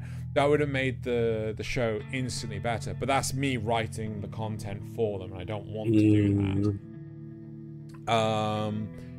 As I said, it's phenomenally well animated, right? Even the parts where they use the CG, they use it well. They use it sparingly, they use it cleverly. Cleverer. This is how dumb the series is. It made me speak no good. But unfortunately, all the characters become super vapid, right? You know, you know how I don't know if Thaylien, if you share this point of view, but Nasuth and I share the point of view that Ainz in Overlord is wafer thin. Like, he has no motivation to do things. I share that opinion. Right, it's his generals that actually basically, you know, make up what his orders is, and he just goes with them, right? They think they understand what his motivations are. They blurt it out loud, and he just goes, "Yeah, that's what I'm talking about." Right? Yep. Unfortunately, that's one of the most "what is he doing here" characters in the world. Yeah, unfortunately, that's what all of the characters in this series are, right? The fact that he's trying to have a school life at the same time as being this overpowered isekai protagonist is just like, this is too much, right? If he had no ability to control when he's in either world, that would make it more interesting. If there were time jumps, that would make it more interesting. But the problem is, because he is in complete control, it's just self-gratification at that point. Yeah, and I'm not kidding, right? I was watching, because I forgot I had to finish this. I was watching the 12th episode earlier today. I fell asleep through it twice. Right? Oh my god! How bored I was. Right? The 11th episode has zero budget. Loz and I have made jokes about this. How I'm gonna let the sirens. The anime police is here for Xeno again for complaining about other show. For his bad opinions. Clearly. But I'm expecting it to go off again in a second. But the where was I going with this? The 11th episode, you and Loz talked about. Oh yes, terrible quality. Yeah, Loz and I. There was no animation. There was. Oh, this is an environmental shot. No characters. None. Not even still posing. None. There's one part where our main protagonist is trying to open the door to the room that the princess is in. He's reaching out to it at like equal height as his shoulder. The door handle's down there, mate, right? And he's just posing like that for the entirety of the conversation he's having with the princess. Like, do you want to put your arm down? Are you trying to cop a feel? Like, what's going on here, mate? Right? And it's the 11th episode was so bad. It was just like, animation, where have you gone? Anyway, honestly, this series has probably had the biggest fall from must watch to a pass I have ever seen. And it that is a lot. So good. Yeah, it looks so damn good. Anyway, you tell where the budget went, and it wasn't the writing. Fucking hell, tell me about it. Right. All right. So I don't care if this gets a second season. To round off mine, I'm going to go for my one. This is my favorite of the season, which is Mashle, Magic and Losses. And is this a JoJo reference? Sorry. That was a JoJo reference. Yes. So,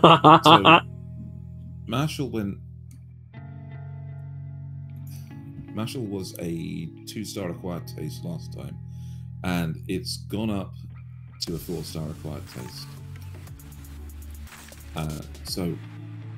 And that's considering the fact that this does seem to be a standard show where it is. Nasuth, hit the buttons. Acquired taste, 4-star. Oh shoot! I don't. Oh yeah. Sorry, I don't know where my brain went. Why did acquired taste not pop up? There it goes. Either way, the fun of the show is it's One Punch Man or Mob Psycho kind of vibes combined with the parody of Hogwarts. And the fact that Mash is just so strong that he can simulate magic, and everybody finds it a little bit odd, but not actually out of the ordinary. He's a punch wizard. Yes, he's the punch wizard. He likes oh god, the fights accelerate. The whole plot is starting to come together with this idea that, much like how Hogwarts had points for their houses, the 3 houses of this place acquire silver and gold coins for the people, and they're ranked based on which house has the most of those. But there's one house that is all of like the bloodline purists with superpowers that want to make sure that nobody that isn't a noble can actually become powerful, so they go around stealing the coins from everybody else. And they are legitimately powerful. They're like organized into like a team of like there's like the fangs of the wolf, and everybody has their rank among them in this thing, and they're led by a guy that has puppeteering magic. So it's question. great fun in terms of villains. Yes. Right. So they have literal coins. Yes. Right. That they have to protect themselves. Yes, that they can be stolen or whatever. Are they chocolate filled? No. Okay. Are they? Is there a rule that prevents them from stealing the coins? No, you just have to possess them. That's part of it. Is you have to protect your coins that you earn. You can earn them for doing tasks in the thing, but if you want to keep them, you better not let anybody steal them. They actually make a great thing of this. In mid-season, Mash meets up with the what it looks like is going to be the bad guy of the whole thing, the puppeteering guy. Yeah. And the guy looks like he's stolen Mash's singular gold coin. Yeah.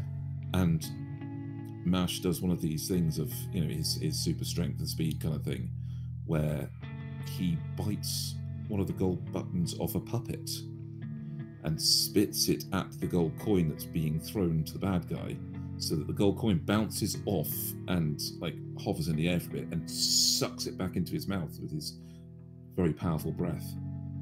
So, but he's not magic. He's not magic, see now. Thinks he's grabbed a gold coin, but he's actually got one of the buttons. So he's just genuinely that strong. And the joke continues. So even in one of the final fights, I think he calls it spinal cord magic. And he's a secret Kryptonian. Driver's the bad guy. So no. What did you just say? He what bad guy? Pile driver, as in the wrestling move where you turn somebody upside down and smack them down on the top of their spine. On their head. Yes. I thought, yeah. Yeah. Fucking okay. Yep. Yeah. Yep. So, but the plot thickens. It turns out that one of the bad guys of this world has escaped from prison and is disguising himself at this school. Is trying to infiltrate the school for some reason. So Sirius Black? No, actual villain. Bad Sirius Black. More like Quirrell. No. More like if what's his name? The King of Heroes. What's his name? From Gilgamesh. Gilgamesh. It's more like if Gilgamesh could disguise himself as other people. He's a smug bastard with magical powers. They're very similar. Summons a portal that like rains down. But he's a bad guy. Offensive things on. Yeah, that's the bad guy. So yeah, Gilgamesh is kind of a bad guy. Oh, is he? I've never. What is fate? I've never. So Gilgamesh is a dick. So it's a adapted version of Gilgamesh that can disguise himself. That he's pulling strings behind the scenes, and this house at this school is working for him.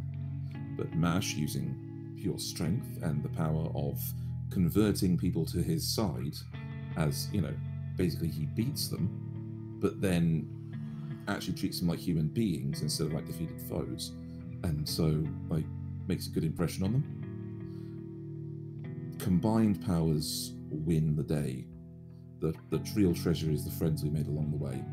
But in this same sense of humor that we have from things like One Punch Man and everything, where eventually everybody finds out that no, he's got no magic, but they band together and say, no, okay, we'll protect his secret because we want to see his dream of a magicless person becoming the next chosen guy come true. And anybody that would actually tell his secret has been pile driven to the ground. Wow. Okay. I'm not. I'm trying to like. The problem I find with Mashle is I struggle to comprehend what the tone of this series is. It kind of feels like you're following the I don't know how to best describe this. It's a deconstruction. That's clearly the answer. I've got it. Right. Instead of Cowboy Bebop being about Spike, Jet, Faye, Ed, Ein, right? You spend the entire series following the guy that is actually a cowboy on a horse. That would be hilarious, but no.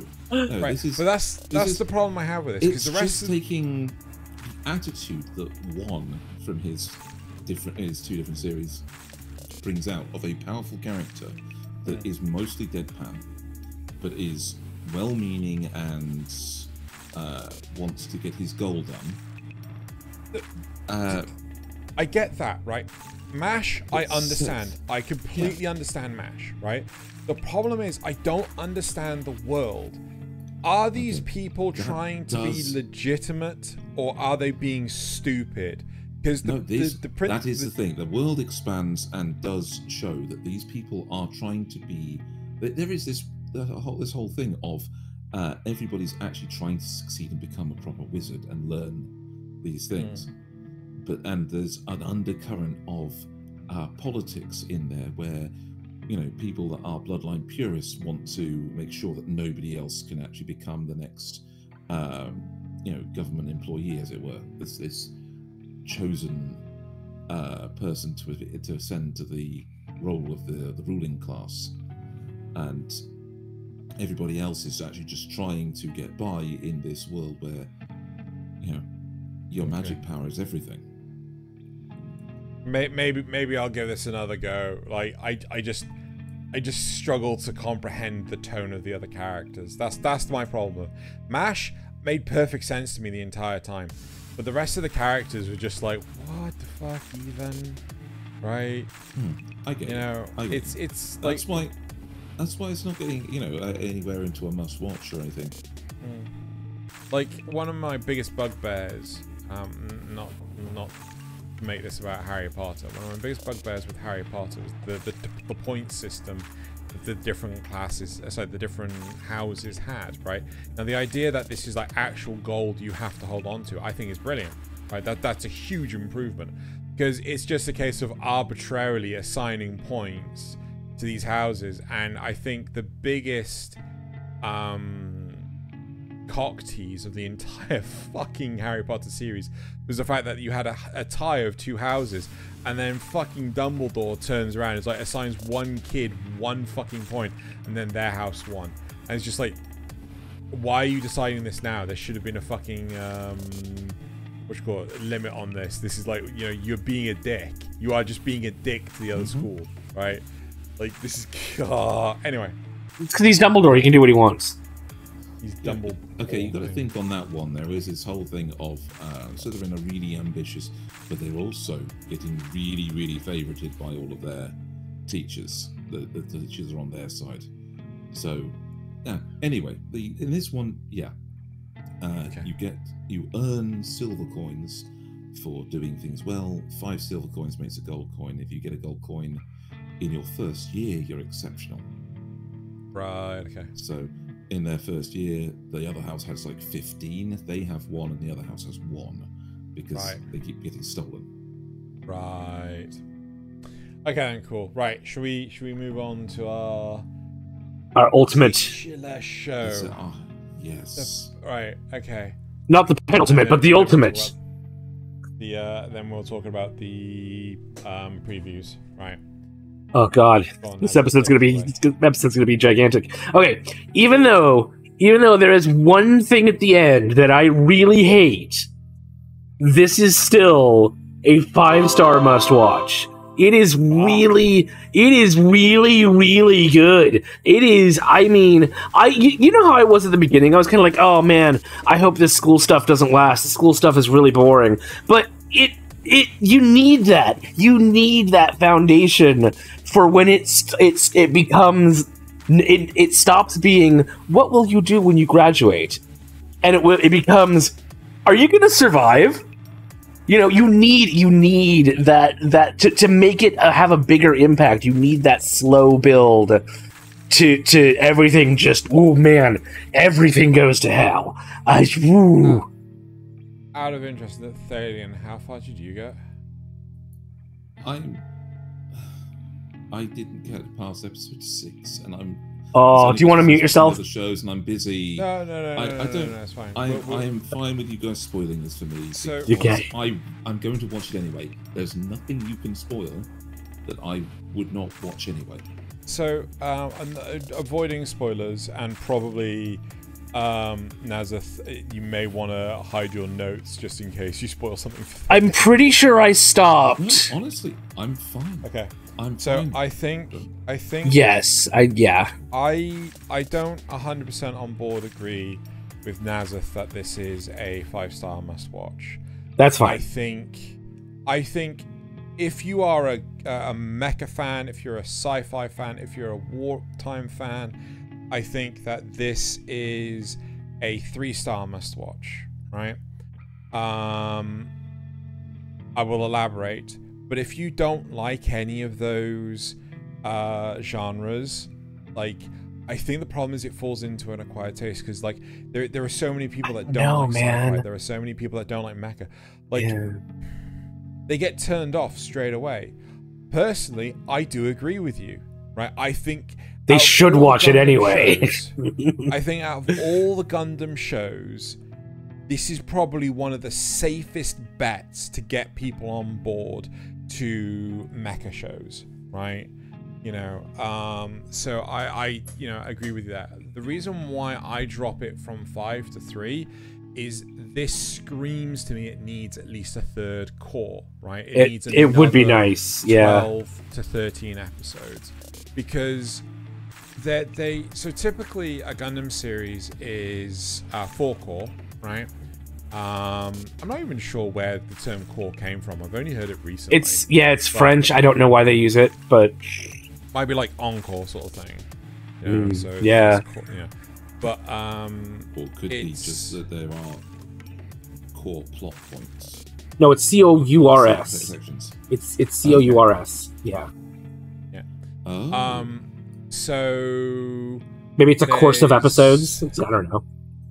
Shit, what was it? So the problem typically with Gundam series is that they're 4 cores, and they typically go fairly slowly. And I feel that with a typical Gundam series, you need to skim off some of the filler, right? The problem with Witch from Mercury is I feel that there's it's too rushed in places. Like there's not enough holding on certain plot points to give enough gravitas to some of the events that are happening, right? This is very reminiscent of my complaints with season 2 of Rising of the Shield Hero. You have no bearing on Ost passing away because she's with you for all of 5 minutes, right?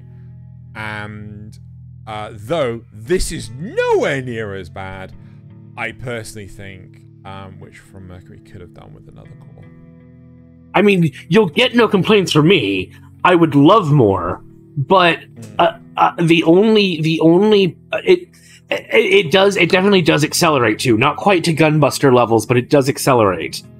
And I think the only thing that I think really needed more expanding on was the oh god. Okay, I've got to slap spoilers on because I've got to say it. I've got to Thaylien, I don't know if you want to. Okay, I don't think he has. I think he's just going to deal with it. He's just going to deal with it. He's just going to deal with it. All right. So at the very end, so there's this substance called Parmet, and it allows the interfacing between biological stuff and technology. It essentially is a material that huge part of Gund.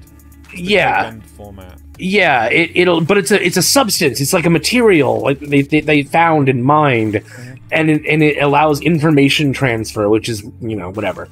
But at the very end, because of it's not really explained, somehow Eri and Soletta destroy all the Parmet in the general vicinity. Like it destroys all the mobile suits that are using it, so all the Gundams. It destroys Quiet Zero, and just it's all, it shuts down a bunch of other stuff. And then why? How? I don't. It just happens. It just happens. And it's like the fuck. It's just not explained. I do agree with you. There are typical moments like that in a lot of Gundam series. Keep the spoilers on. Yeah. And it is just like, it is what it is. Trust me. Like, I kept on saying to you, do not score this until we get the last episode. Get the last episode. I am glad that was the only weird shit we fucking got. Everything else made sense. It was actually a really nice ending. So, part of the problem... Question. You said that they destroy this substance. When you say that, do they mean intentionally? Or do you mean we don't know. Accidentally? It's ostensibly intentional, but we don't actually know for sure. It seems intentional, though. No, it was over in like a heartbeat kind of thing. It was just like, wait, what? Well, yeah. Yeah, like only Soletta can let Eri do this, and it's like, but what did she do? She just.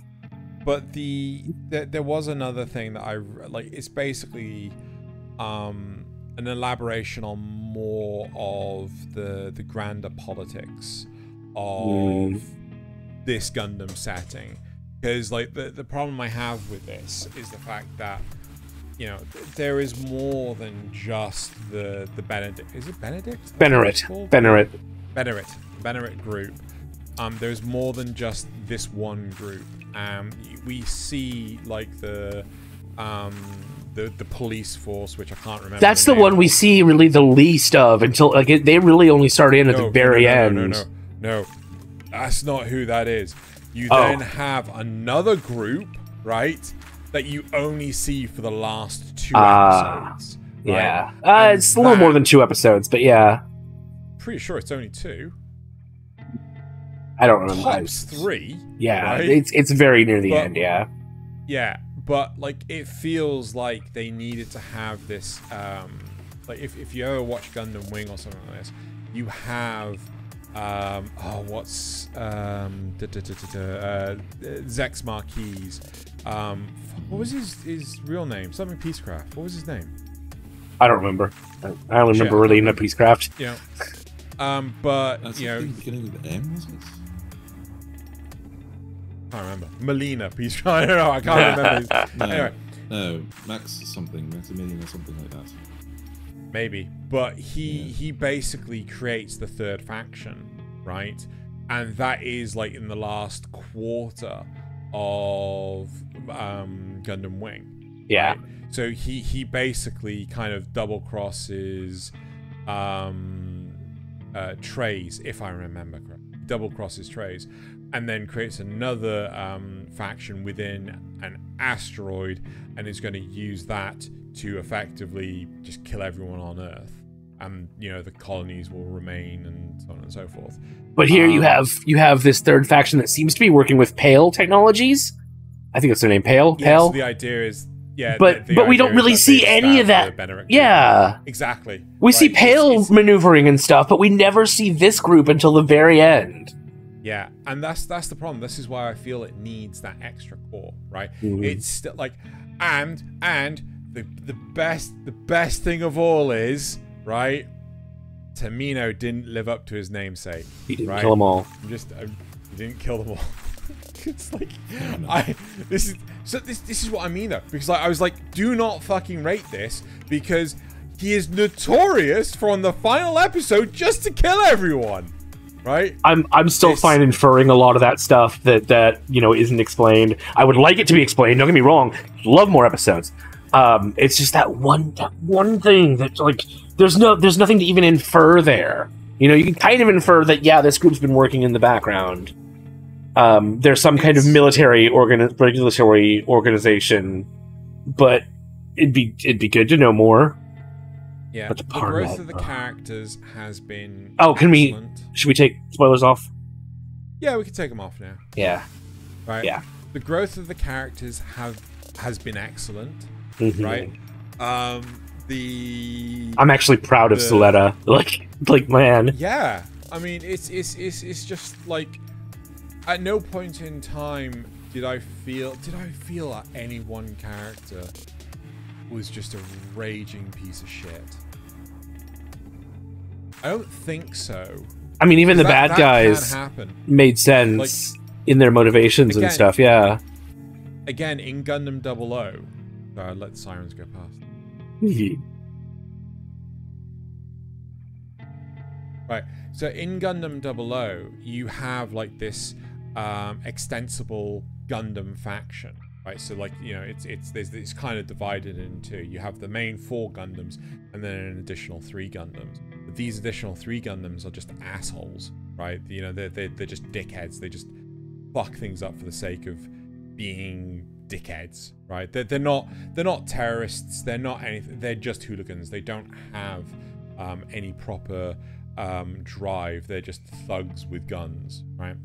And those characters are like the most like vomit-worthy characters in existence.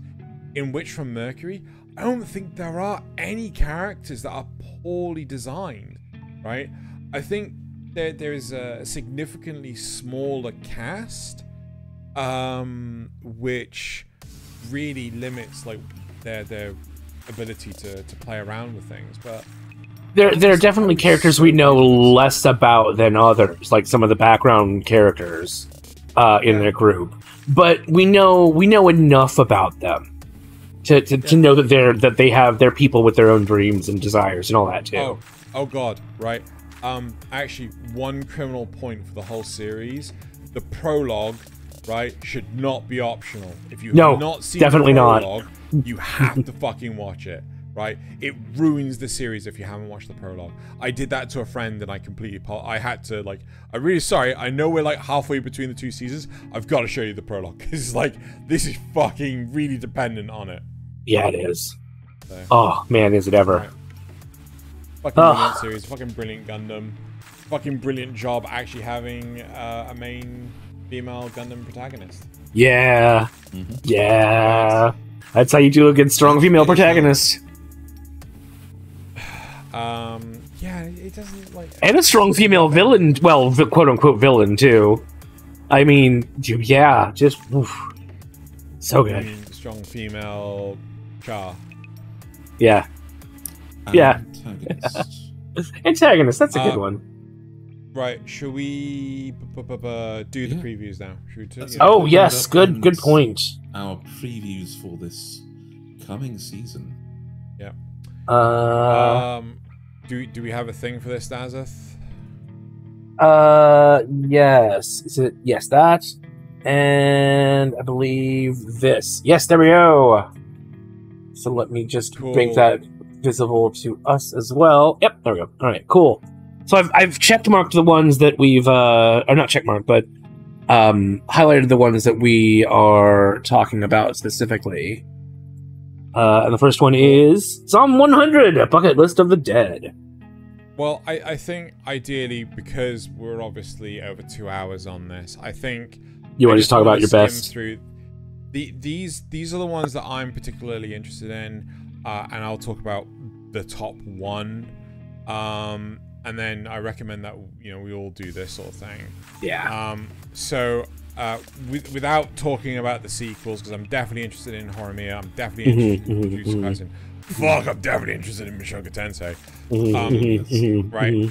In terms of like original stuff coming this season, I'm interested in Undead Murder Farce.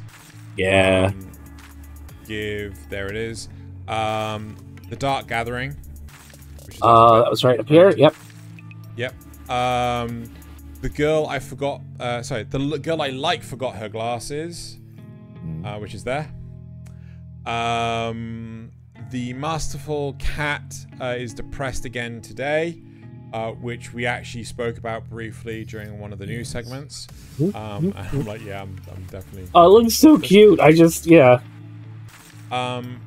the one that I'm particularly interested in, because I've seen so many adverts for this, is Zom 100 Bucket List of the Dead. And the whole concept of this series, as far as I understand it, is this guy comes out of college. He starts working a career path. He starts working. He's there for like a month, and then it's a zombie apocalypse, right? It's a zombie outbreak, and as a result, shit goes sideways, and basically ends up trying to just live the life the best he can while in this zombie apocalypse. It just sounds dumb. It sounds fun, and I want to give it a go. Action comedy. I mean, could do worse. Yep. I will hand over to Thaylien. Can I request a quick pause again? Yep. So for mine this coming season, we've got the sequels: Bleach, Jujutsu Kaisen, Mushoku Tensei. I'm also interested in The Girl I Like Forgot Her Glasses. But my isekai of the season is going to be Reborn as a Vending Machine. Up at Nasuth. My movie of the season is going to be Sandland. I'm glad you're doing that one, because somebody's got you. And yes, and the one that has absolutely no tags on it, which caught my eye, was Ayaka. But the thing that brought joy to my heart was seeing Help. Oh, where was that? Probably I think it's got to be up. No, these aren't. I don't think these are alphabetical. Okay, so there it is. There it is. Help was a 2014 manga that I read just the first couple of arcs of. I didn't actually manage to finish it because I was, at the time, very busy and not reading an awful lot.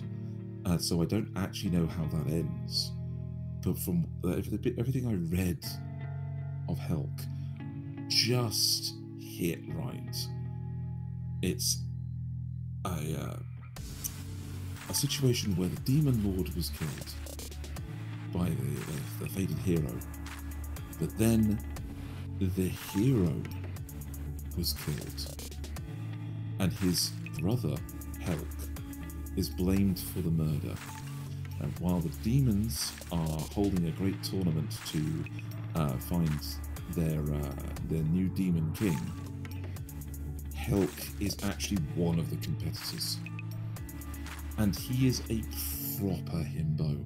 He's kind, he's super muscular, and he's not too quick-witted. Wow. He's the absolute epitome of that. And he's accompanied by one of the demon generals, who is the pointy-eared tsundere fire wielder of the group, which I absolutely, that's iconic as you get for supporting cast. And it is this, it's almost like a precursor to One Punch Man or Mashle or anything else, where Helk is powerful.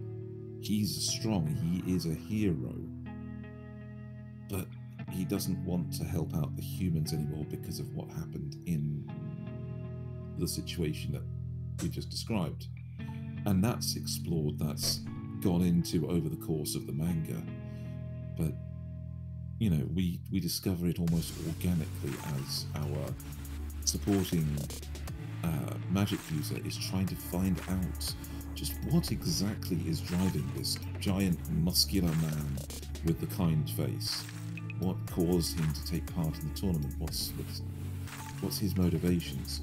And the audience finds out as she finds out. And it's really well done in the manga. So I cannot wait to see how this plays out. Cannot wait to see how they ruin it. There is that. They always have the manga, so they can't really ruin it in that sense. So I share some with Xeno. I've got Undead Murder Farce, or Murder Girl Farce, or whatever. It's Undead Murder Farce in the English one, but it's Undead Girl Murder Farce in the original title. So I don't know. And Dark Gathering, but then I've also got Ayaka, which I think Thaylien might have mentioned that, yeah. And the Gene of I, which is Madhouse, so it's gonna be interesting. But the one I'm AI, FYI. AI, that's what I said. Gene of AI. I. No, Gene of AI. You said Gene of AI. I. Gene of AI. Stop fucking with me. Gene of AI. But the one I'm most interested in, oh gosh, where is it? Is this one. Yes. So the reason I'm interested in this is because it starts out sounding kind of like your typical, like a period romance thing, drama. But then it's like, no, there's apparently special powers and weird bloodline stuff going on, and FYI, for everyone's benefit, it's called My Happy Marriage. Yes, My Happy Marriage. Sorry, yes. It should be on the screen as it's scrolling through, but yeah, but if anyone's just listening, yeah. So this little short blurb here is not nearly as long as the one on Anime Planet, where it goes into like, oh, but she didn't inherit the special powers that her sister did, and so she's sent off to live on her own, or to be married to this other family. But this other family has its own secrets, and so there's all this. It's definitely still going to be a period drama romance, but the other stuff in it might also be interesting, like interesting enough to elevate it to something else. That's what I'm really curious about. So yeah, I think that's it. So that's our preview of the next season, what we might be watching, what we might be summing up in the 3-episode rule in a few weeks.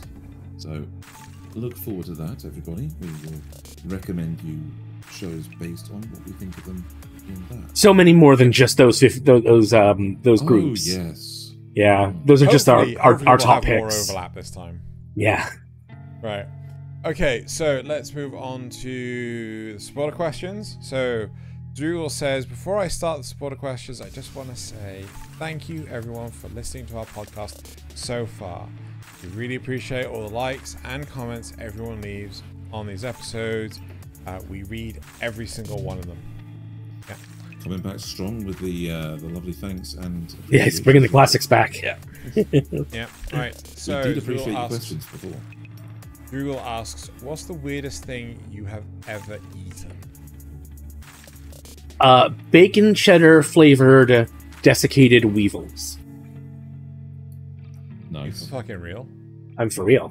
That sounds fucking weird. They weren't that bad. They were just kind of crunchy. Tasted fine. Mm-hmm. You know, of course, why you have to always measure them, don't you? No. Well, because you must always have the lesser of two weevils. Ah, yes, of course. Yeah. No, from what I've heard, the problem with like eating crickets and stuff is that the legs often get stuck in your teeth and are weird.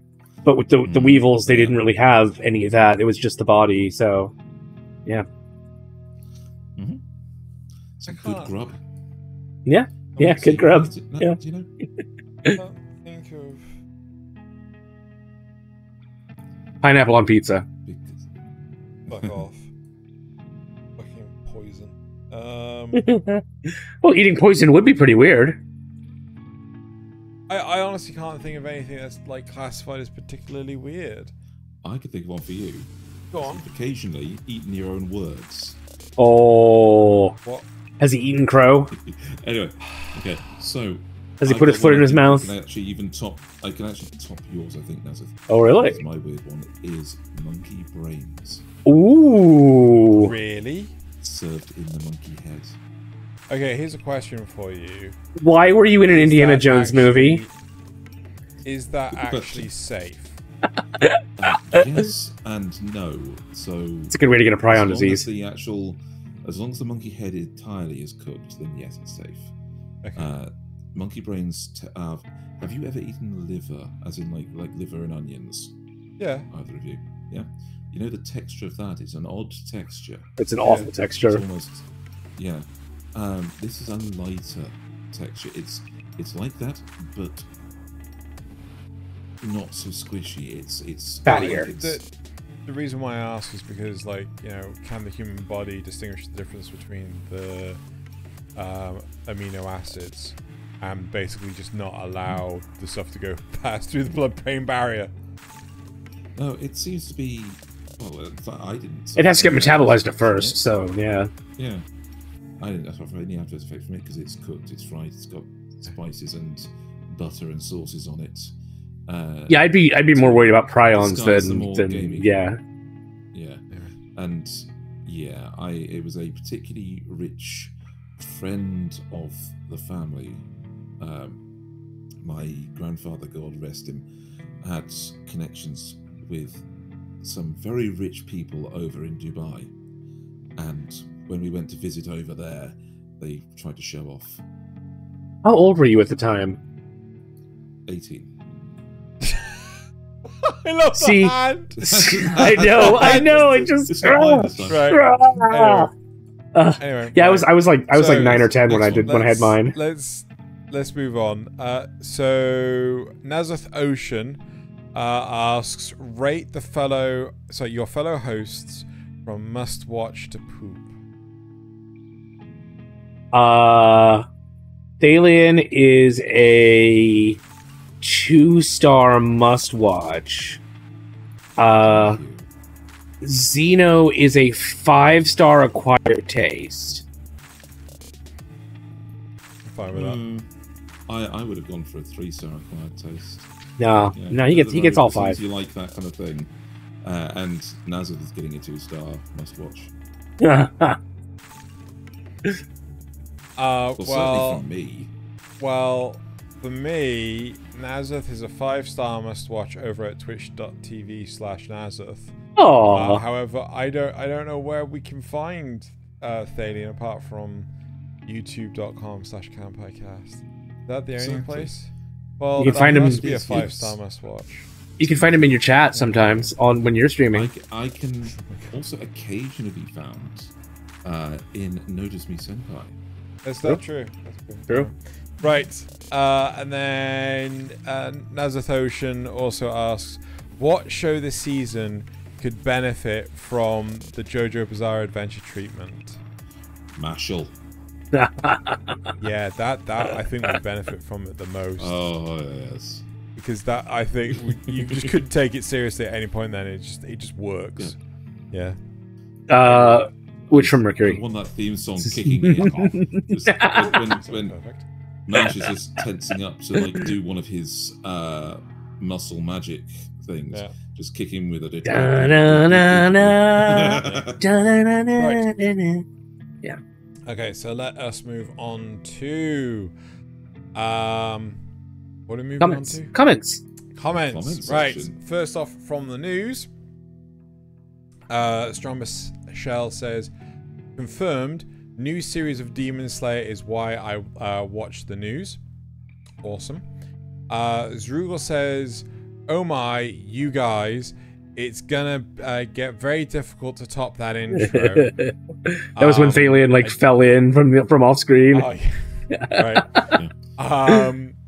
And then making an Attack on Titan themed energy drink reminds me of the episode where someone mentioned putting the Pokemon label on basically anything to sell it, to sell more of it. Yeah, that's totally true. Ain't of the truth.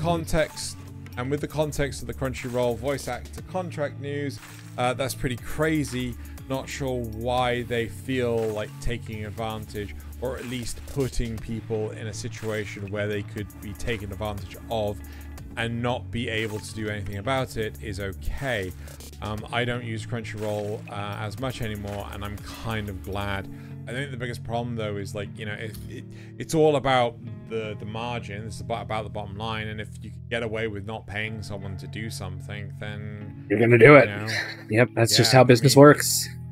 I've worked with plenty of people that are like, oh yeah, let's use this third-party service. What, this third-party service that's using Amazon resources to do the work? It's like, yeah, right. So you want to use a service that costs $600 a month, as opposed to the $150 that we're currently spending, right? No, be aware as well as.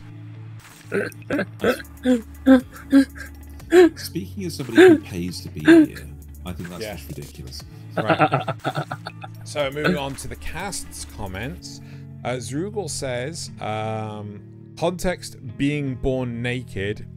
What? Can't relate. I was born in clothes. What the fuck were we talking about? I was born at a very young age. Tanjiro tears up. Oh, okay. Yeah. Okay. Right. All that sucks. I was interested in recreators until Xeno said the writing was crap. I can look past many things, but not writing. It is so fucking true. That's such a shame. It is so bad.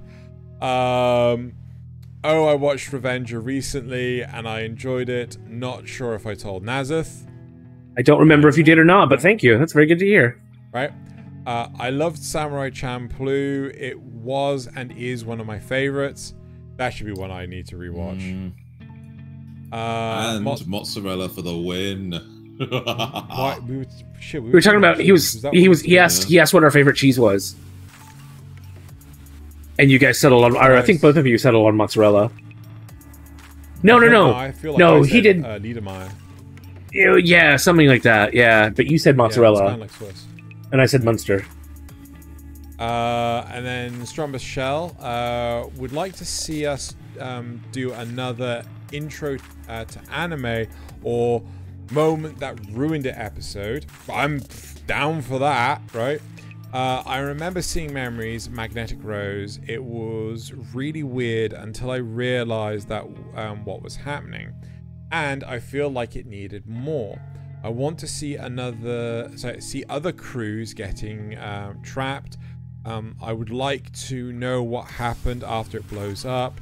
It could have been a cool series as long as it doesn't drag on.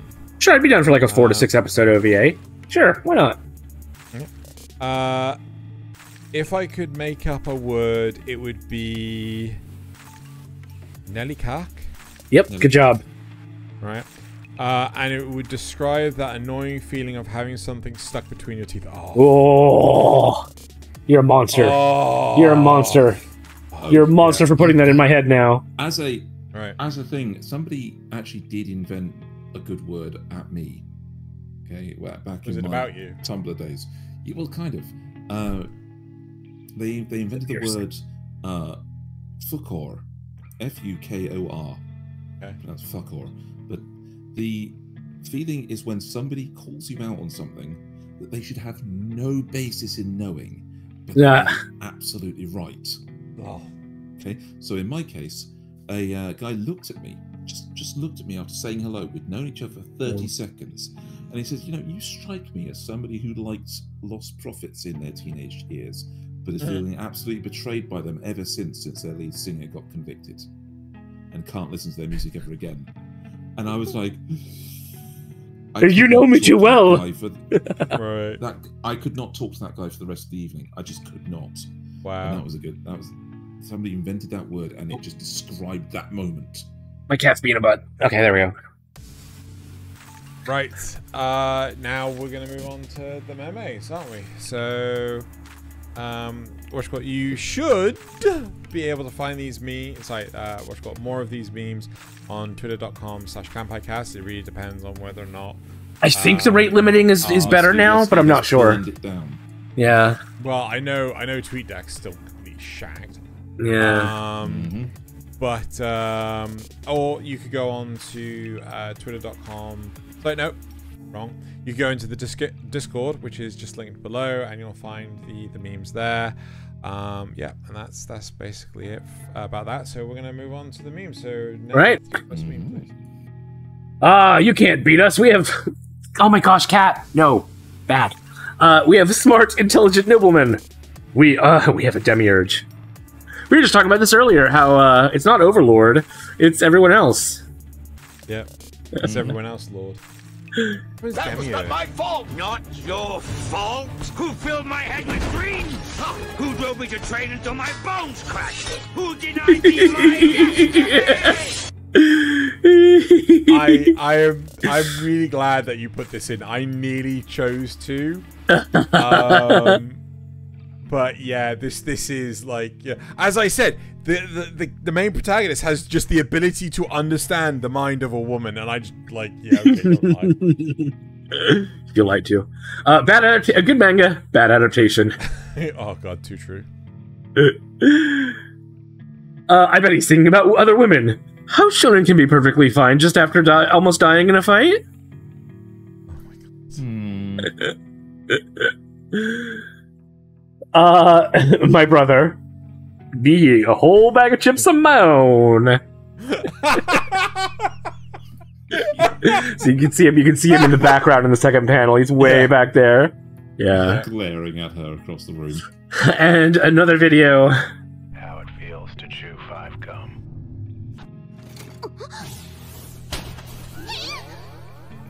New 5 gum. Stimulate your senses. I can't remember if we've had that one or not. I can't remember. No, I don't remember crispness to that one, I think. No, we've definitely not had that one. Right on to Thalians then. If you have troubles at home, big or small, sports can be a way to get away from it for a while. Nope, it missed the point that having fucked up parents makes you better at tennis. What? Okay.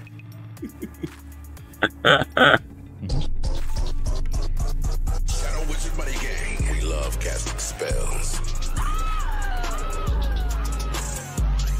This song is sponsored by the Shadow Government. Legalize nuclear bombs.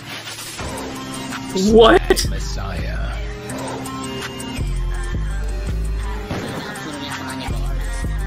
Bees make honey. What?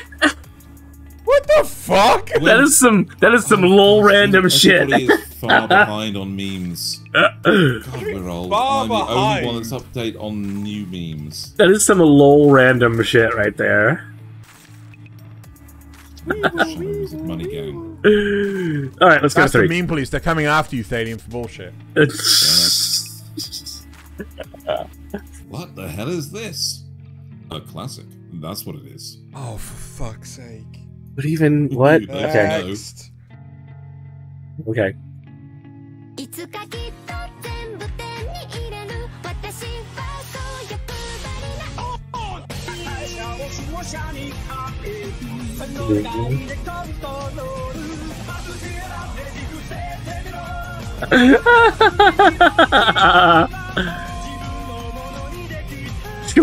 Sure.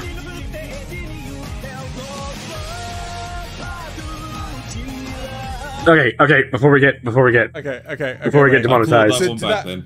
Right, That's so to Oshino that... Kamen Rider. Yeah, which Kamen Rider does that transition into? Because I don't recognize that song. Must I'm be not one of the more sure. recent ones. It might be Geets. Yeah. Weebs rom-com. Weebs harem rom-com. And The One Piece is real.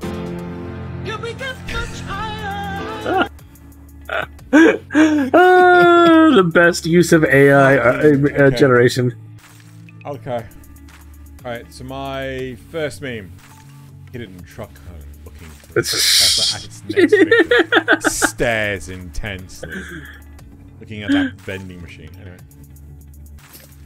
Alright.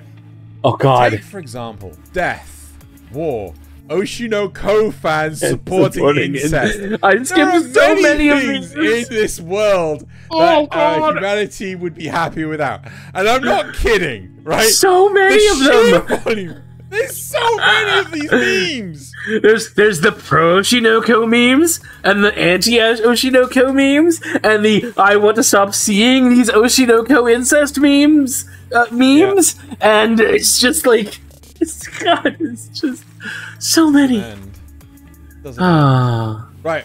Mistakes make you stronger. Me after finishing my maths test. Wow, I can't believe it. I've never watched Onegai Muscle. I didn't know it got this crazy.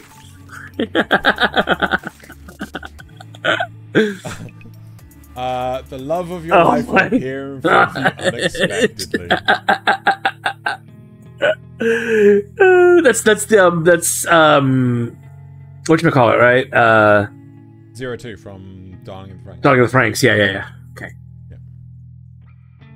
Not to impress girls, I saw Guts from Berserk with huge muscles, and I decided to gain muscles. Don't I look cute? You do. You look adorable. Oh. Yep. He looks amazing. Yep. And then my last, Sword Art Online. You're just a cheap fucking knockoff. SAO abridged. Oh, no. I'm the upgrade. Boy, is it. And they're not wrong. Boy, is it.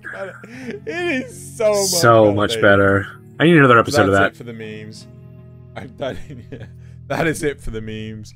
Thank you very much for... Oh, yeah, next week. Oh, do we have... We don't have it next week, do we? Oh. I haven't planned it. Shoot. Right. So, thank you all for watching / listening. And now it is time to bottoms up with an empty glass and Kanpai. Why has yours still got stuff in it? We went to the toilet like 7 times. Liters.